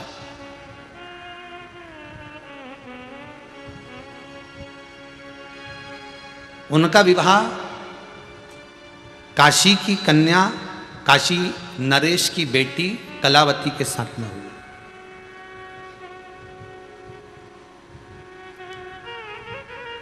तारशाह जो मथुरा का राज्य जिसके पास में है, मथुरा का आधिपत्य जिसके पास में है,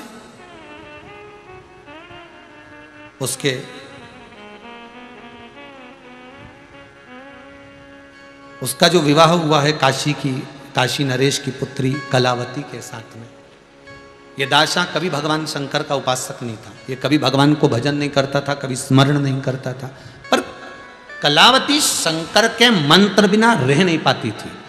पंचाक्षर मंत्र ओम नमः शिवाय का स्मरण किया करती थी। 1 मिनट भी कलावती रह नहीं पाती थी शंकर के नाम बिना, 1 मिनट भी। कहते हैं काशी नरेश की पुत्री कलावती की घट घट रोमा बलि से शंकर का अनुमोदन निकलता था। जिसके भीतर शिव महापुराण समा जाती है ना, जिसके मन में एक बार शिव महापुराण आ गई, जिसके मन में एक बार शंकर की कथा समा गई, जिसके मन में चित्तवृत्ति में एक बार शिव महापुराण बैठ गई, तो वो जैसे टीवी पर ढूंढता है कि कब आएगा शिवरवाला महाराज की कथा कहाँ रही, शंकर की कथा कहाँ रही, शिव महापुराण का, वो ढूंढता रहता है कि शंकर नहीं मिले टीवी पर तो मोबाइल पर नहीं मिले तो फेसबुक पर, कहीं ना कहीं ढूंढेगा कि मुझे कथा सुनना है। इसी कलावती की चित्तवृत्ति में, कलावती अगर सो भी जाती थी तो उसकी चित्तवृत्ति में पंचाक्षर मंत्र चलता रहता था।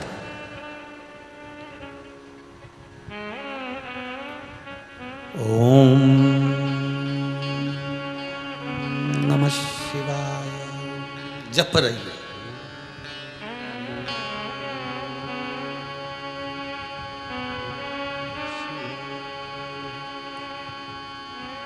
बस उसकी चित्र, उसके सिवा वो कहीं किसी को जपी भी नहीं और ना भजी। शिव शंकर शरणम ममा, शिव शंकर शरणम ममा, शिव शंकर शरणम ममा, शिव शंकर शरणम ममा, शिव शंकर शरणं मम, शिव शंकर शरणं मम, शिव शंकर शरणं मम, शिव शंकर शरणं मम, शिव शंकर शरणम ममा, शिव शंकर शरणम ममा, शिव शंकर शरणम ममा, शिव शंकर शरणम ममा, शिव शंकर शरणं मम, शिव शंकर शरणं कलावती बोल रही है। मम, शिव शंकर शरणं मम, शिव शंकर शरणं मम।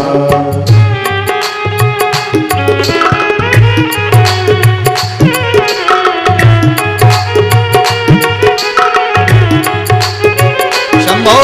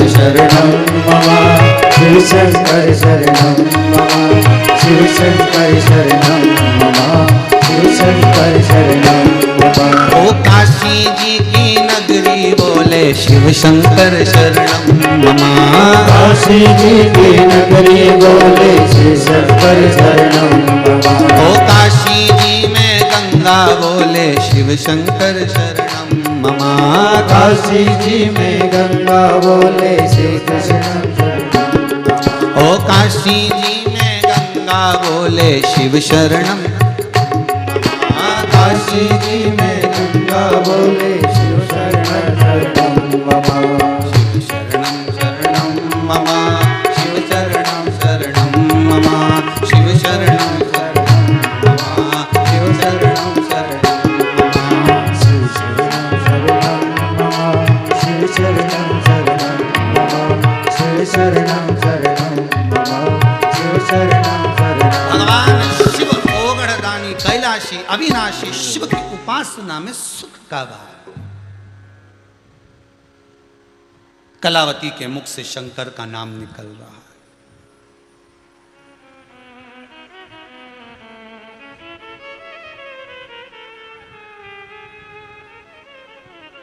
शिव शंकर शरणम मम, शिव शंकर शरणम मम, शिव शंकर शरणम मम, शिव शंकर शरणम। मुख से भगवान का गुणनवाद, भगवान का नाम कलावती के मुख से निकलता जा रहा है। एक क्षण काशी नरेश की पुत्री कलावती एक क्षण नहीं रह पाती शंकर के नाम बिना। हजारों के दुखड़े जो तू हर गया डमरू वाले, तो मेरे दुखड़ों को देख कर क्यों डर गया डमरू वाले।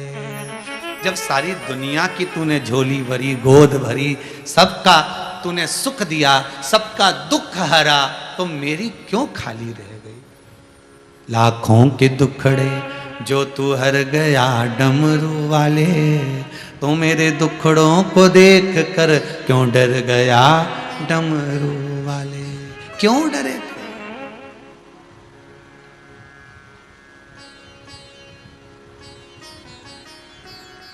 क्यों डरे?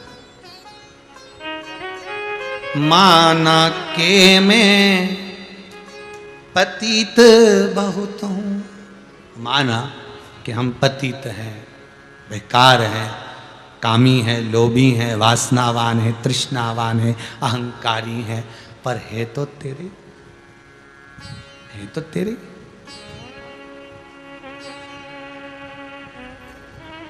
जैसे भी है तो तेरे ही ना। कलावती रोमावली से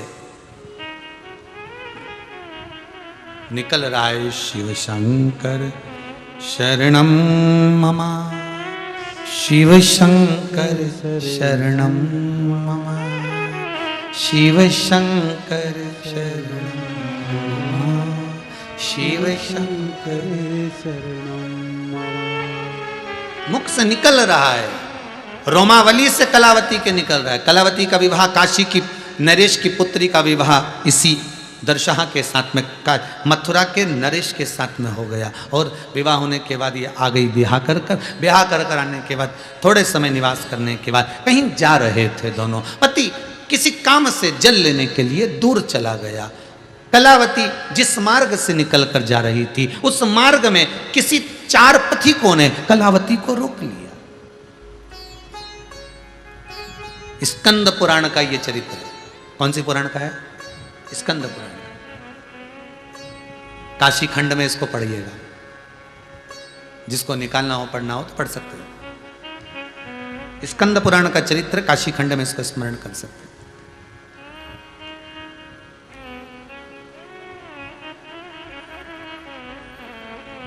प्रदोष खंड के अंतर्गत भी उसका वर्णन हो जाएगा। प्रदोष के अंतर्गत प्रदोष महत्तम। अब चार पथिकों ने रोक लिया।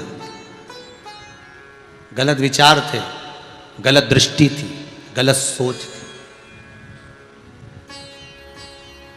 गलत विचार, गलत दृष्टि, गलत सोच। तुम किसी अच्छे व्यक्ति से लगे हुए हो, बहुत ध्यान देना महाराज, तुम किसी अच्छे व्यक्ति से लगे हो, तुम किसी अच्छे व्यक्ति से जुड़े हुए हो, सतमार्गी व्यक्ति से जुड़े हुए हो, भजनावली से तुम जुड़े हुए हो, कोई भजन करने वाले से, कीर्तन करने वाले से, सत्कर्मी के साथ आप जुड़े हुए हो। आपका संग उस भजन वाले के साथ कब तक रहेगा? कब तक संग रहेगा? जब तक आपके हृदय में भजन, भक्ति, सत्संग, कीर्तन है। और जिस समय आपके हृदय में किसी दूसरे के प्रति पाप कर्म जागृत होने लगेगा, कहीं अहंकार, कहीं काम, कहीं लोभ, कहीं आसक्ति, कहीं वैश्यागमन, कहीं स्त्री गमन, कहीं पर स्त्री गमन, जब तुम्हारे भीतर कहीं ना कहीं दूसरे विचार आने लगेंगे, तो जो अच्छे व्यक्ति का संग तुम्हारा है, धीरे धीरे वो अपने आप छूटना चालू करवा देता है। परमात्मा आपको उससे दूर करते जाएगा। भगवान चाहता है कि अच्छे व्यक्ति का संग धीरे धीरे छोड़ देगी, क्योंकि अब इसके भीतर कोई अन्य समा गया। इसके भीतर काम, लोभ, आसक्ति, तृष्णा, वासना, कहीं स्त्री, कहीं नारी, कहीं कन्या इसके हृदय चित्त में आ गई है। तो भगवान कहेगा इसको हटाओ यहां से, नहीं तो ये सबको डुबा देगा। कीर्तनी से तुम्हें दूर कर देगा, भजनावली से तुम्हें दूर कर देगा, सत्संगी से तुम्हें दूर कर देगा। कहीं आप सत्संग वाले के साथ में लगे हो, भजन वाले के साथ लगे हो, तो समझना तुम्हारा पुण्य बड़ा प्रबल चल रहा है, बहुत अच्छा चल रहा है, मतलब तुम्हारा जीवन सार्थक चल रहा है। और जहां तुम उससे दूरी बनाना चालू करे, समझ लेना अब कुछ ना कुछ ऐसा हो गया कि हमारे भीतर या तो काम, लोभ, आसक्ति, तृष्णा, वासना कुछ ऐसा आ गया कि इससे दूरी हो गई है हमारी। उसको सोचना, विचारना कि आखिर कारण क्या बना। हम सत्संग में लगे थे, हम भजन में लगे थे, हम गुरु के साथ लगे थे, हम गुरु के चरण की सेवा में लगे थे, छूटा क्यों? क्योंकि हमारे भीतर कोई दूसरा काम, आसक्ति, तृष्णा, वासना, लोभ, ये कुछ ना कुछ आ गया जिससे दूरी बन गई।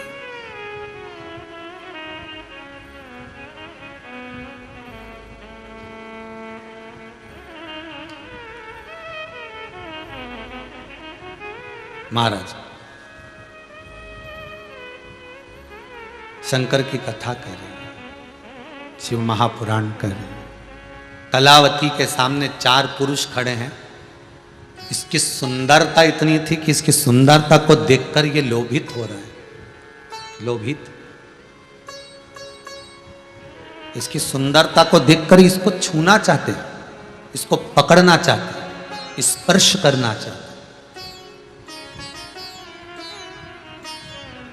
पर मुख में हो राम नाम, राम सेवा हाथ में, तू अकेला नहीं प्यारे, राम तेरे साथ। अरे भाई, जिस भगवान का तुम भजन कर रहे हो, जिसका तुम स्मरण कर रहे हो, जिसका तुम मंत्र जाप कर रहे हो, राम जप रहे, कृष्ण जप रहे, शिव जप रहे, तुम शंकर का अगर अनुमोदन कर रहे हो, इसके तो रोम रोम में शिव शंकर शरणम मम, शिव शंकर शरणम, इसके रोमावली में शंकर समाया हुआ है। तो कौन स्पर्श कर सकता है, कौन छू सकता है?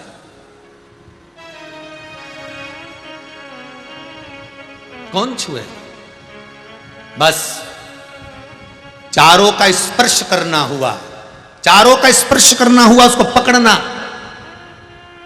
और उसका स्पर्श किया और पूरा शरीर चारों का जल गया। अग्नि जैसी प्रकट हो गई, आग तपने लगी, अग्नि निकलने लगी, चारों भूमि पर गिर गए। इतने में कलावती का पति दार्श आया। दार्श ने, कलावती के पति ने आकर देखा तो ये 4 पड़े हुए हैं। कलावती से पूछा, ये ऐसे चिल्ला रहे हैं, तड़फ रहे हैं जैसे इनके शरीर पर, पूरे शरीर पर छाले पड़ गए, पूरा शरीर काला पड़ने लगा।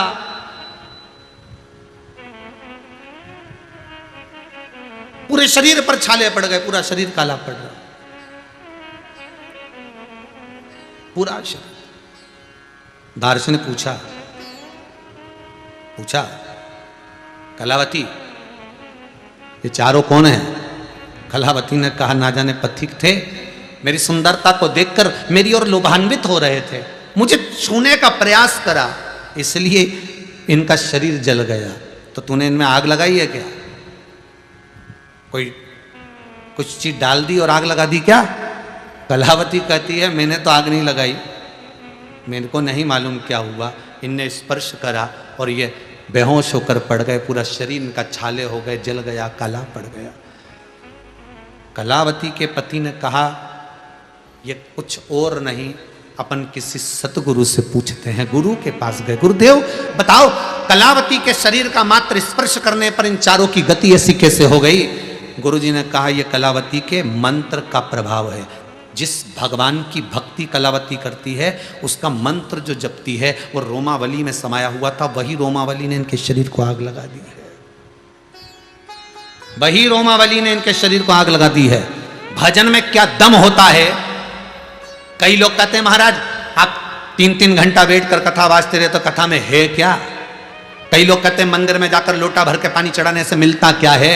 कई लोग कहते हैं, भगवान का भजन करने से क्या मिलता है? कभी मौका मिले जिंदगी में, गाड़ी ड्राइव कर रहे हो, गाड़ी चला रहे हो, बहुत भयंकर एक्सीडेंट हो गया, गाड़ी चकनाचूर हो गई और तुम बच के निकल गए हो, समझ लेना तुम्हारी भक्ति का कोई बल होगा, नाम स्मरण होगा जो तुम्हें बचा कर लिया है।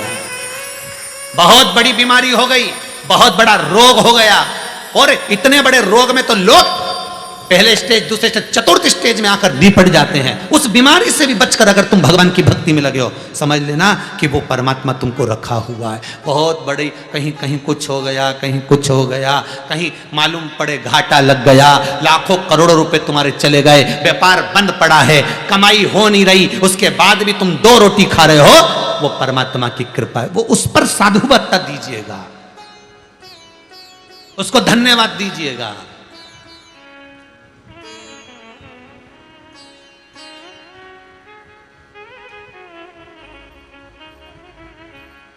उसको धन्यवाद देना कि वो चला रहा। अब कलावती के शरीर का जो भजन था, कलावती की चित्तवृत्ति का जो स्मरण था, कलावती का जो भक्ति थी, भक्ति का बल किसको कहते हैं, ये कभी कभी समय पर तुम्हें समझ में आएगा, कभी कभी समझ में आएगा, सामने आएगा तुम्हारे। भक्ति का बल किसको कहते हैं? वेंटिलेटर पे पड़े और वापिस आ गए, ये भक्ति का बल है। कोई घर में भजन कर रहा होगा, आईसीयू में पड़े और वापिस आ गए, ये भगवान की भक्ति। इतने बड़े कोरोना महामारी में बचकर यहाँ बैठे, कोरोना महामारी में बचने के बाद ये टीवी के सामने बैठकर, मोबाइल के सामने बैठकर कथा सुन रहे हो, ये उसी की कृपा। नहीं तो तुम्हारी सोसाइटी, तुम्हारी कॉलोनी, तुम्हारी बिल्डिंग, तुम्हारे पास में भी कोरोना महामारी आ चुकी थी, तुम्हारे परिवार में भी लोगों को आ चुका था, पर बचा कर रखा है। ये भक्ति का बल है, ये शंकर का अनुमोदन है, ये शिव का स्मरण है, ये कोई दूसरा नहीं। बचाया उसने। जो दवाई तुम्हें दी गई वही दवाई दूसरे को दी गई, वही ऑक्सीजन तुमको दी वही ऑक्सीजन दूसरे को दी, वही ट्रीटमेंट दूसरे को वही ट्रीटमेंट तुम्हें मिला। उसके बाद वो चले गए और तुम बच गए। वही दवाई, वही असर, वही कुछ।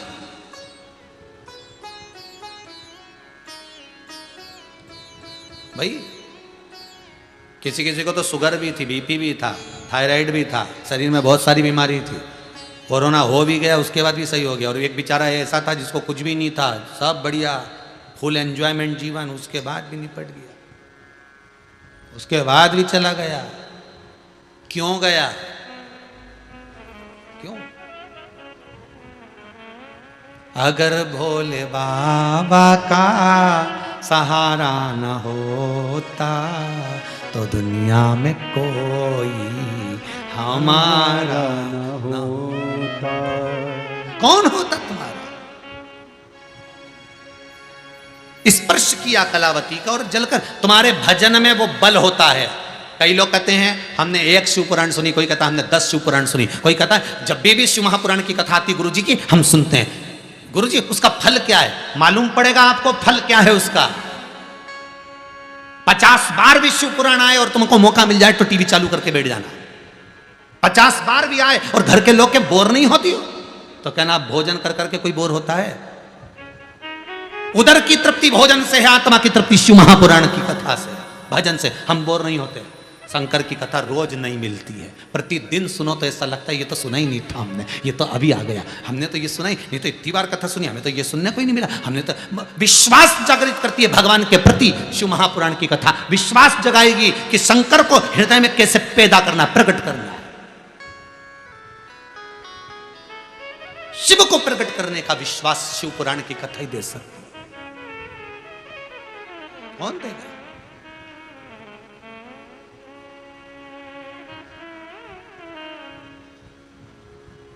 और वो शंकर के सिवा कोई नहीं दे सकता। अब कलावती के लिए गुरु कह रहे हैं कि इसके मंत्र का बल इतना प्रबल है कि वो जलकर भस्म हो गया। आपके भी मंत्र का बल बड़ा प्रबल होता है।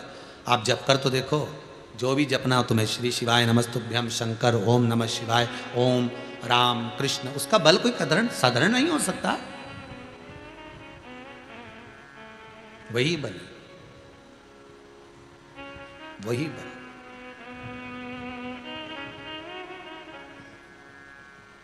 कल की बात है,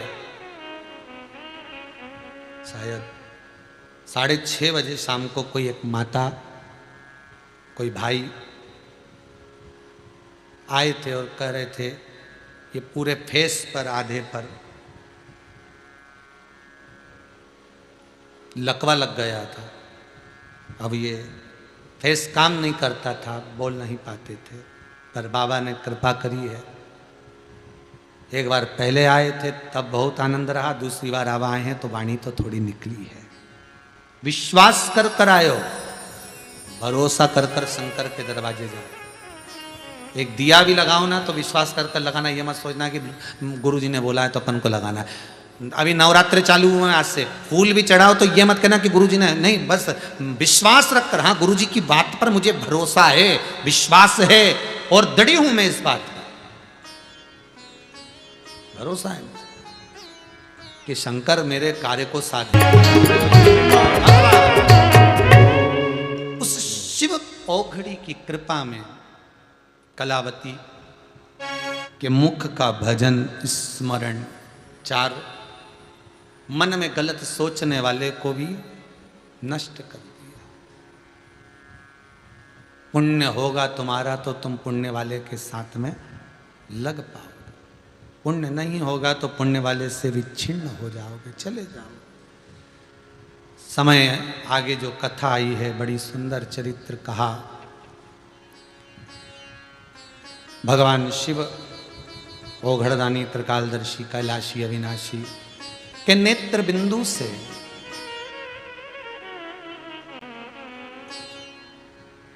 नेत्र बंद करने के बाद एक बिंदु गिरा जिससे अंधकासुर उत्पन्न हुआ। वो अंधकासुर शिव जी के पास में पार्वती जी उसको गोदी में लेकर आई, ये आपका पुत्र है, आपका बालक है। शंकर भगवान बोले मेरा बालक नहीं। नेत्र बंद करने के बाद ये जन्मा है, पहले जन्म लेता तो बात दूसरा था, पर नेत्र बंद करने के बाद ये प्रगटा है। ये मेरा पुत्र नहीं, इसको फेंक दे समुद्र के अंदर। पार्वती जी कहती मैं अपने पुत्र को कैसे फेंक सकती हूँ? ये मेरा पुत्र है, ये मेरा बेटा है, ये मेरा बालक है, मेरा पुत्र है ये।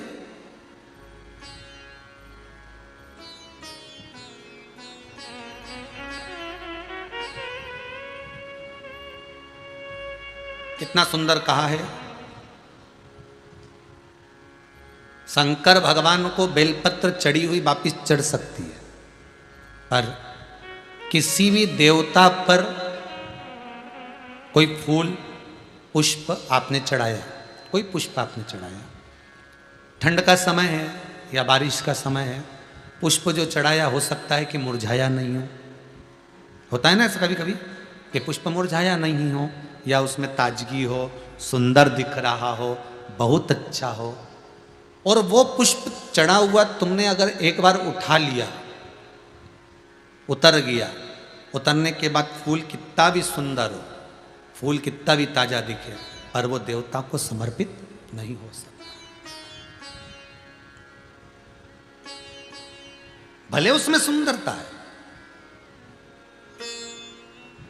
ठंड के दिनों में कई फूल ऐसे भी रहते हैं, भगवान के सामने आपने एक बार चढ़ा दिया, चढ़ाने के बाद वो रखे रहते हैं तो ऐसा लगता है कि बिल्कुल ताजे से दिख रहा है। तो कई माताओं की आदत रहती है उन्हीं फूल से वापिस श्रृंगार कर देती है, या उन पुष्प की रंगोली बनाकर भगवान के सामने डाल देती है, पर वो गलत है,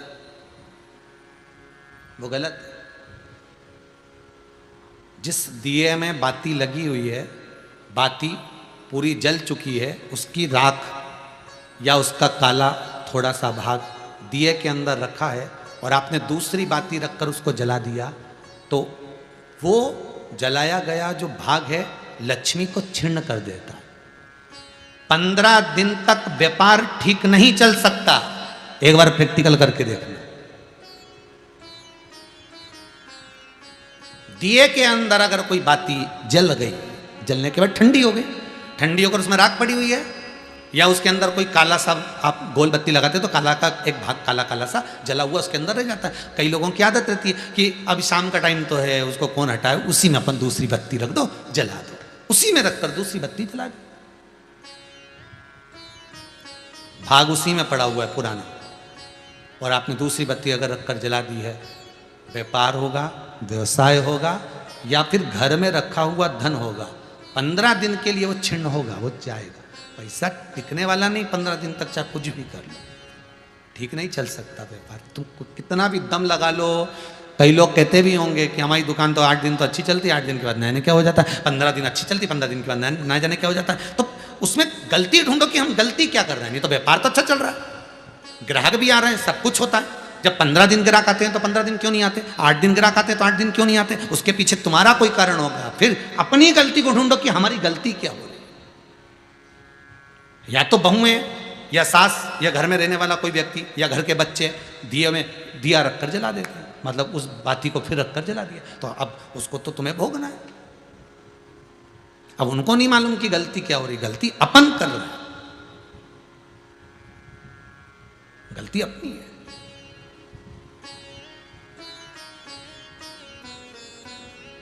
कितना सुंदर संवाद है वहां, बहुत ध्यान दीजिएगा जरा। अग्नि पुराण स्कंद पुराण, दोनों पुराण में स्मरण करिएगा। कार्तिक खंड स्कंद पुराण का पढ़िए और अग्नि पुराण का भाग पढ़िए।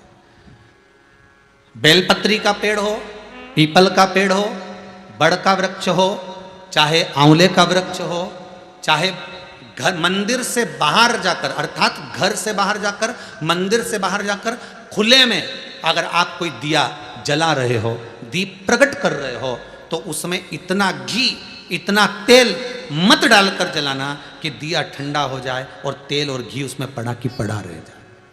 ध्यान दीजिएगा महाराज।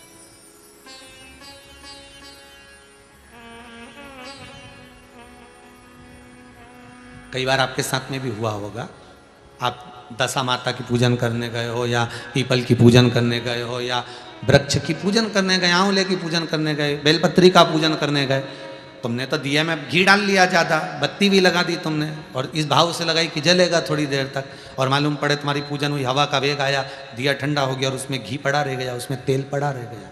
महाराज, जिस व्यक्ति ने दिया लगाया है, जिस व्यक्ति ने दीप लगाया हुआ है, और अगर वो कुंवारी अवस्था में है तो अकेला शरीर का कष्ट भोगता है, और अगर उसकी शादी हो गई होती है तो पति और पत्नी दोनों को शरीर का कष्ट भोगना पड़ता है। कहीं कमर दुखेगी, कहीं घुटना दुखेगा, कहीं पीठ दुखेगी, आंखों में जलन होगी, कहीं ये सिर का जो गले का भाग होगा, कान के पास का ये दुखना चालू हो जाएगा, ये पीछे का भाग दुखेगा। तो कई डॉक्टरों को दिखाओगे, इलाज देखो जरा, क्या सब हमें जांच कर लो, जांच में तो कुछ भी नहीं निकल रहा, दवाई भी खाते हैं, थोड़े दिन आराम लगता है, फिर वैसे हो जाता है। कारण निकालना है तो कारण ढूंढो कि हमारे पुराण क्या कर रहे हैं। कारण हमने खुद उत्पन्न करा है कि किसी वृक्ष की पूजन करी, उसमें तेल घी की मात्रा इतनी बढ़ा दी कि हम तो जब तक बैठे दिया जल रहा था, उठ के गए, हवा लगी, दिया ठंडा हो गया, और उसमें जितने समय तक वो घी और तेल पड़ा हुआ है, 15 मिनट, 10 मिनट, 25 मिनट, 50 मिनट, 1 दिन, 2 दिन, 4 दिन, तो वो बार बार पलट पलट कर वो स्वास्थ्य को खराब करेगा ही, चाहे कुछ भी कर लो, कितनी भी जांच करो, कितनी भी जांच कराओ, फिर तुम अपने हॉस्पिटल में जाओ, जांच कराओ, लिख दी हमने तो कि इसकी जांच कराओ, ने उसकी जांच कराओ, पर उसको गलती ढूंढो कि अपन क्या गलती कर रहे हैं, गलती किस जगह पर हो रही है। आप आए नहीं और सुबह हो गई, मेरी पूजा की थाली धरी की धरी, क्यों नहीं आए, किस लिए? इसलिए नियम है, मंदिर के अंदर जो दिया लगता है वो भरा हुआ लगता है। कैसा लगता है? भरा हुआ लगाइए, क्योंकि उसमें हवा नहीं लगेगी, वो पूरा जलेगा। जितनी देर तक जलेगा उतनी देर तक सुख समृद्धि शांति देता है। बाहर जो दिया लगाया जाता है, बत्ती को केवल भिंगो कर रखिए, या आप जितनी देर परिक्रमा कर रहे हैं, पूजन कर रहे हैं, उतनी देर घी की कटोरी साथ लेकर जाओ, उतना सा घी डाल दो जितनी जरूरत पड़े। और तुम तो इतने समझदार कि पहले से घर में से दिया भर के चलो, तुम तो इतने समझदार कि घर से दिया भर के चलो, कटोरी में कौन ले जाए, सास के काय को ले जा रही है कटोरी में भर के, रहने दे, दिया भर ले एक बार का, लगा देंगे, लग देंगे, चलेगा जब तक चलेगा, अपन आ भी जाएंगे तो चलते रहेगा, जलते क्या रहेगा, हवा का वेग आएगा, बुझा देगा, ठंडा कर देगा, ठंडा कराओ, घी पड़ा रहेगा, तुम्हें कष्ट प्रदान करेगा।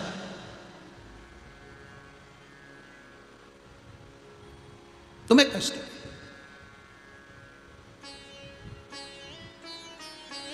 तुम्हें रोग प्रदान करेगा, दुख।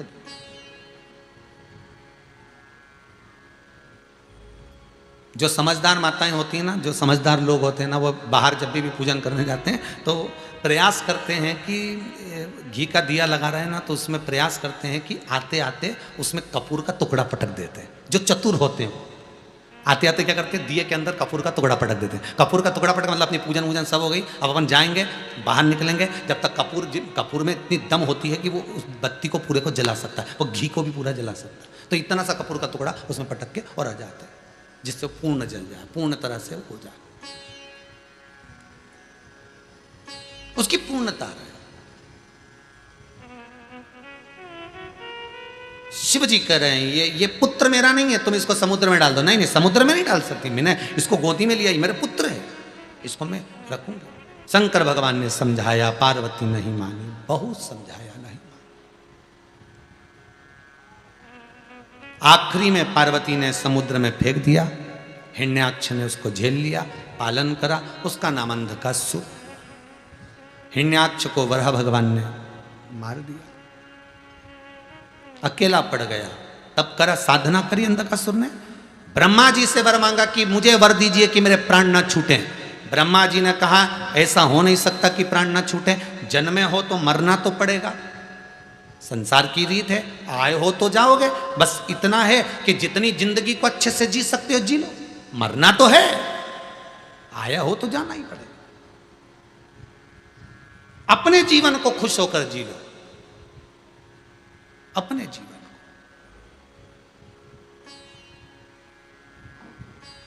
और जब अपने जीवन को अपन खुश होकर जी, तो अंधकासुर ने ब्रह्मदेव से कहा मैं मरूं ना, ऐसा वर दे दो। नहीं, मरना तो पड़ेगा। तो ब्रह्मा जी से वर मांगा। अंधकासुर को मालूम था मेरे पिताजी ने कहा है ना तेरी कोई माता है ना कोई तेरा पिता है, पानी में बहकर आया था, मैंने पकड़ कर तेरा पालन किया। उसने कह दिया जिस दिन मैं अपनी माता को गलत दृष्टि से देखूं उसी दिन मरूं, उसी दिन मरूं। अब इसको क्या मालूम था, क्या मांग लिया।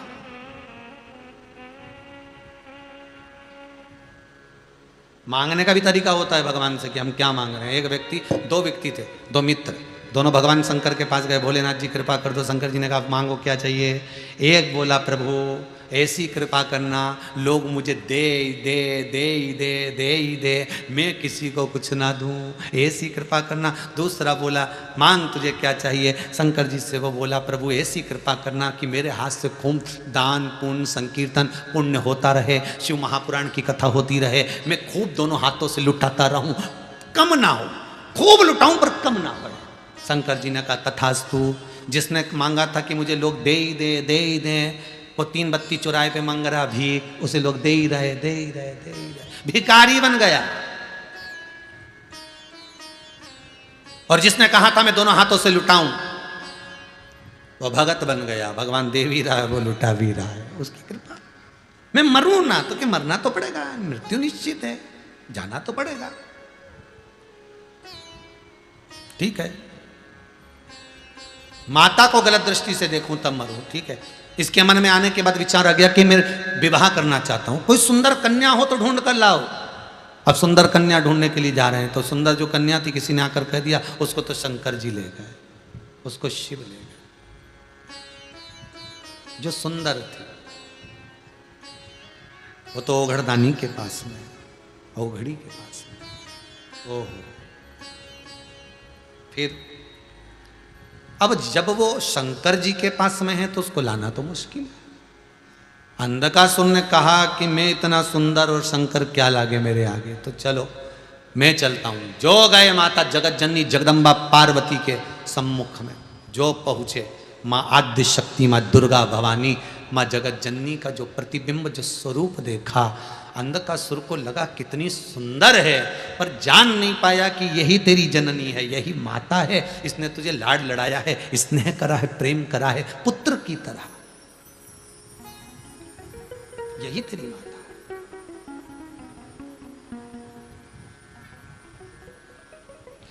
यही तेरी क्रोध आवाज लगाकर बोला अरे ओ सुंदरी, मैं तुम्हें अपना बनाना चाहता हूं। माता को क्रोध आ गया पर कर कुछ नहीं सकती, रोती है मां जब गुस्से में आती है तो रोती है, इससे ज्यादा कुछ नहीं, केवल रोती।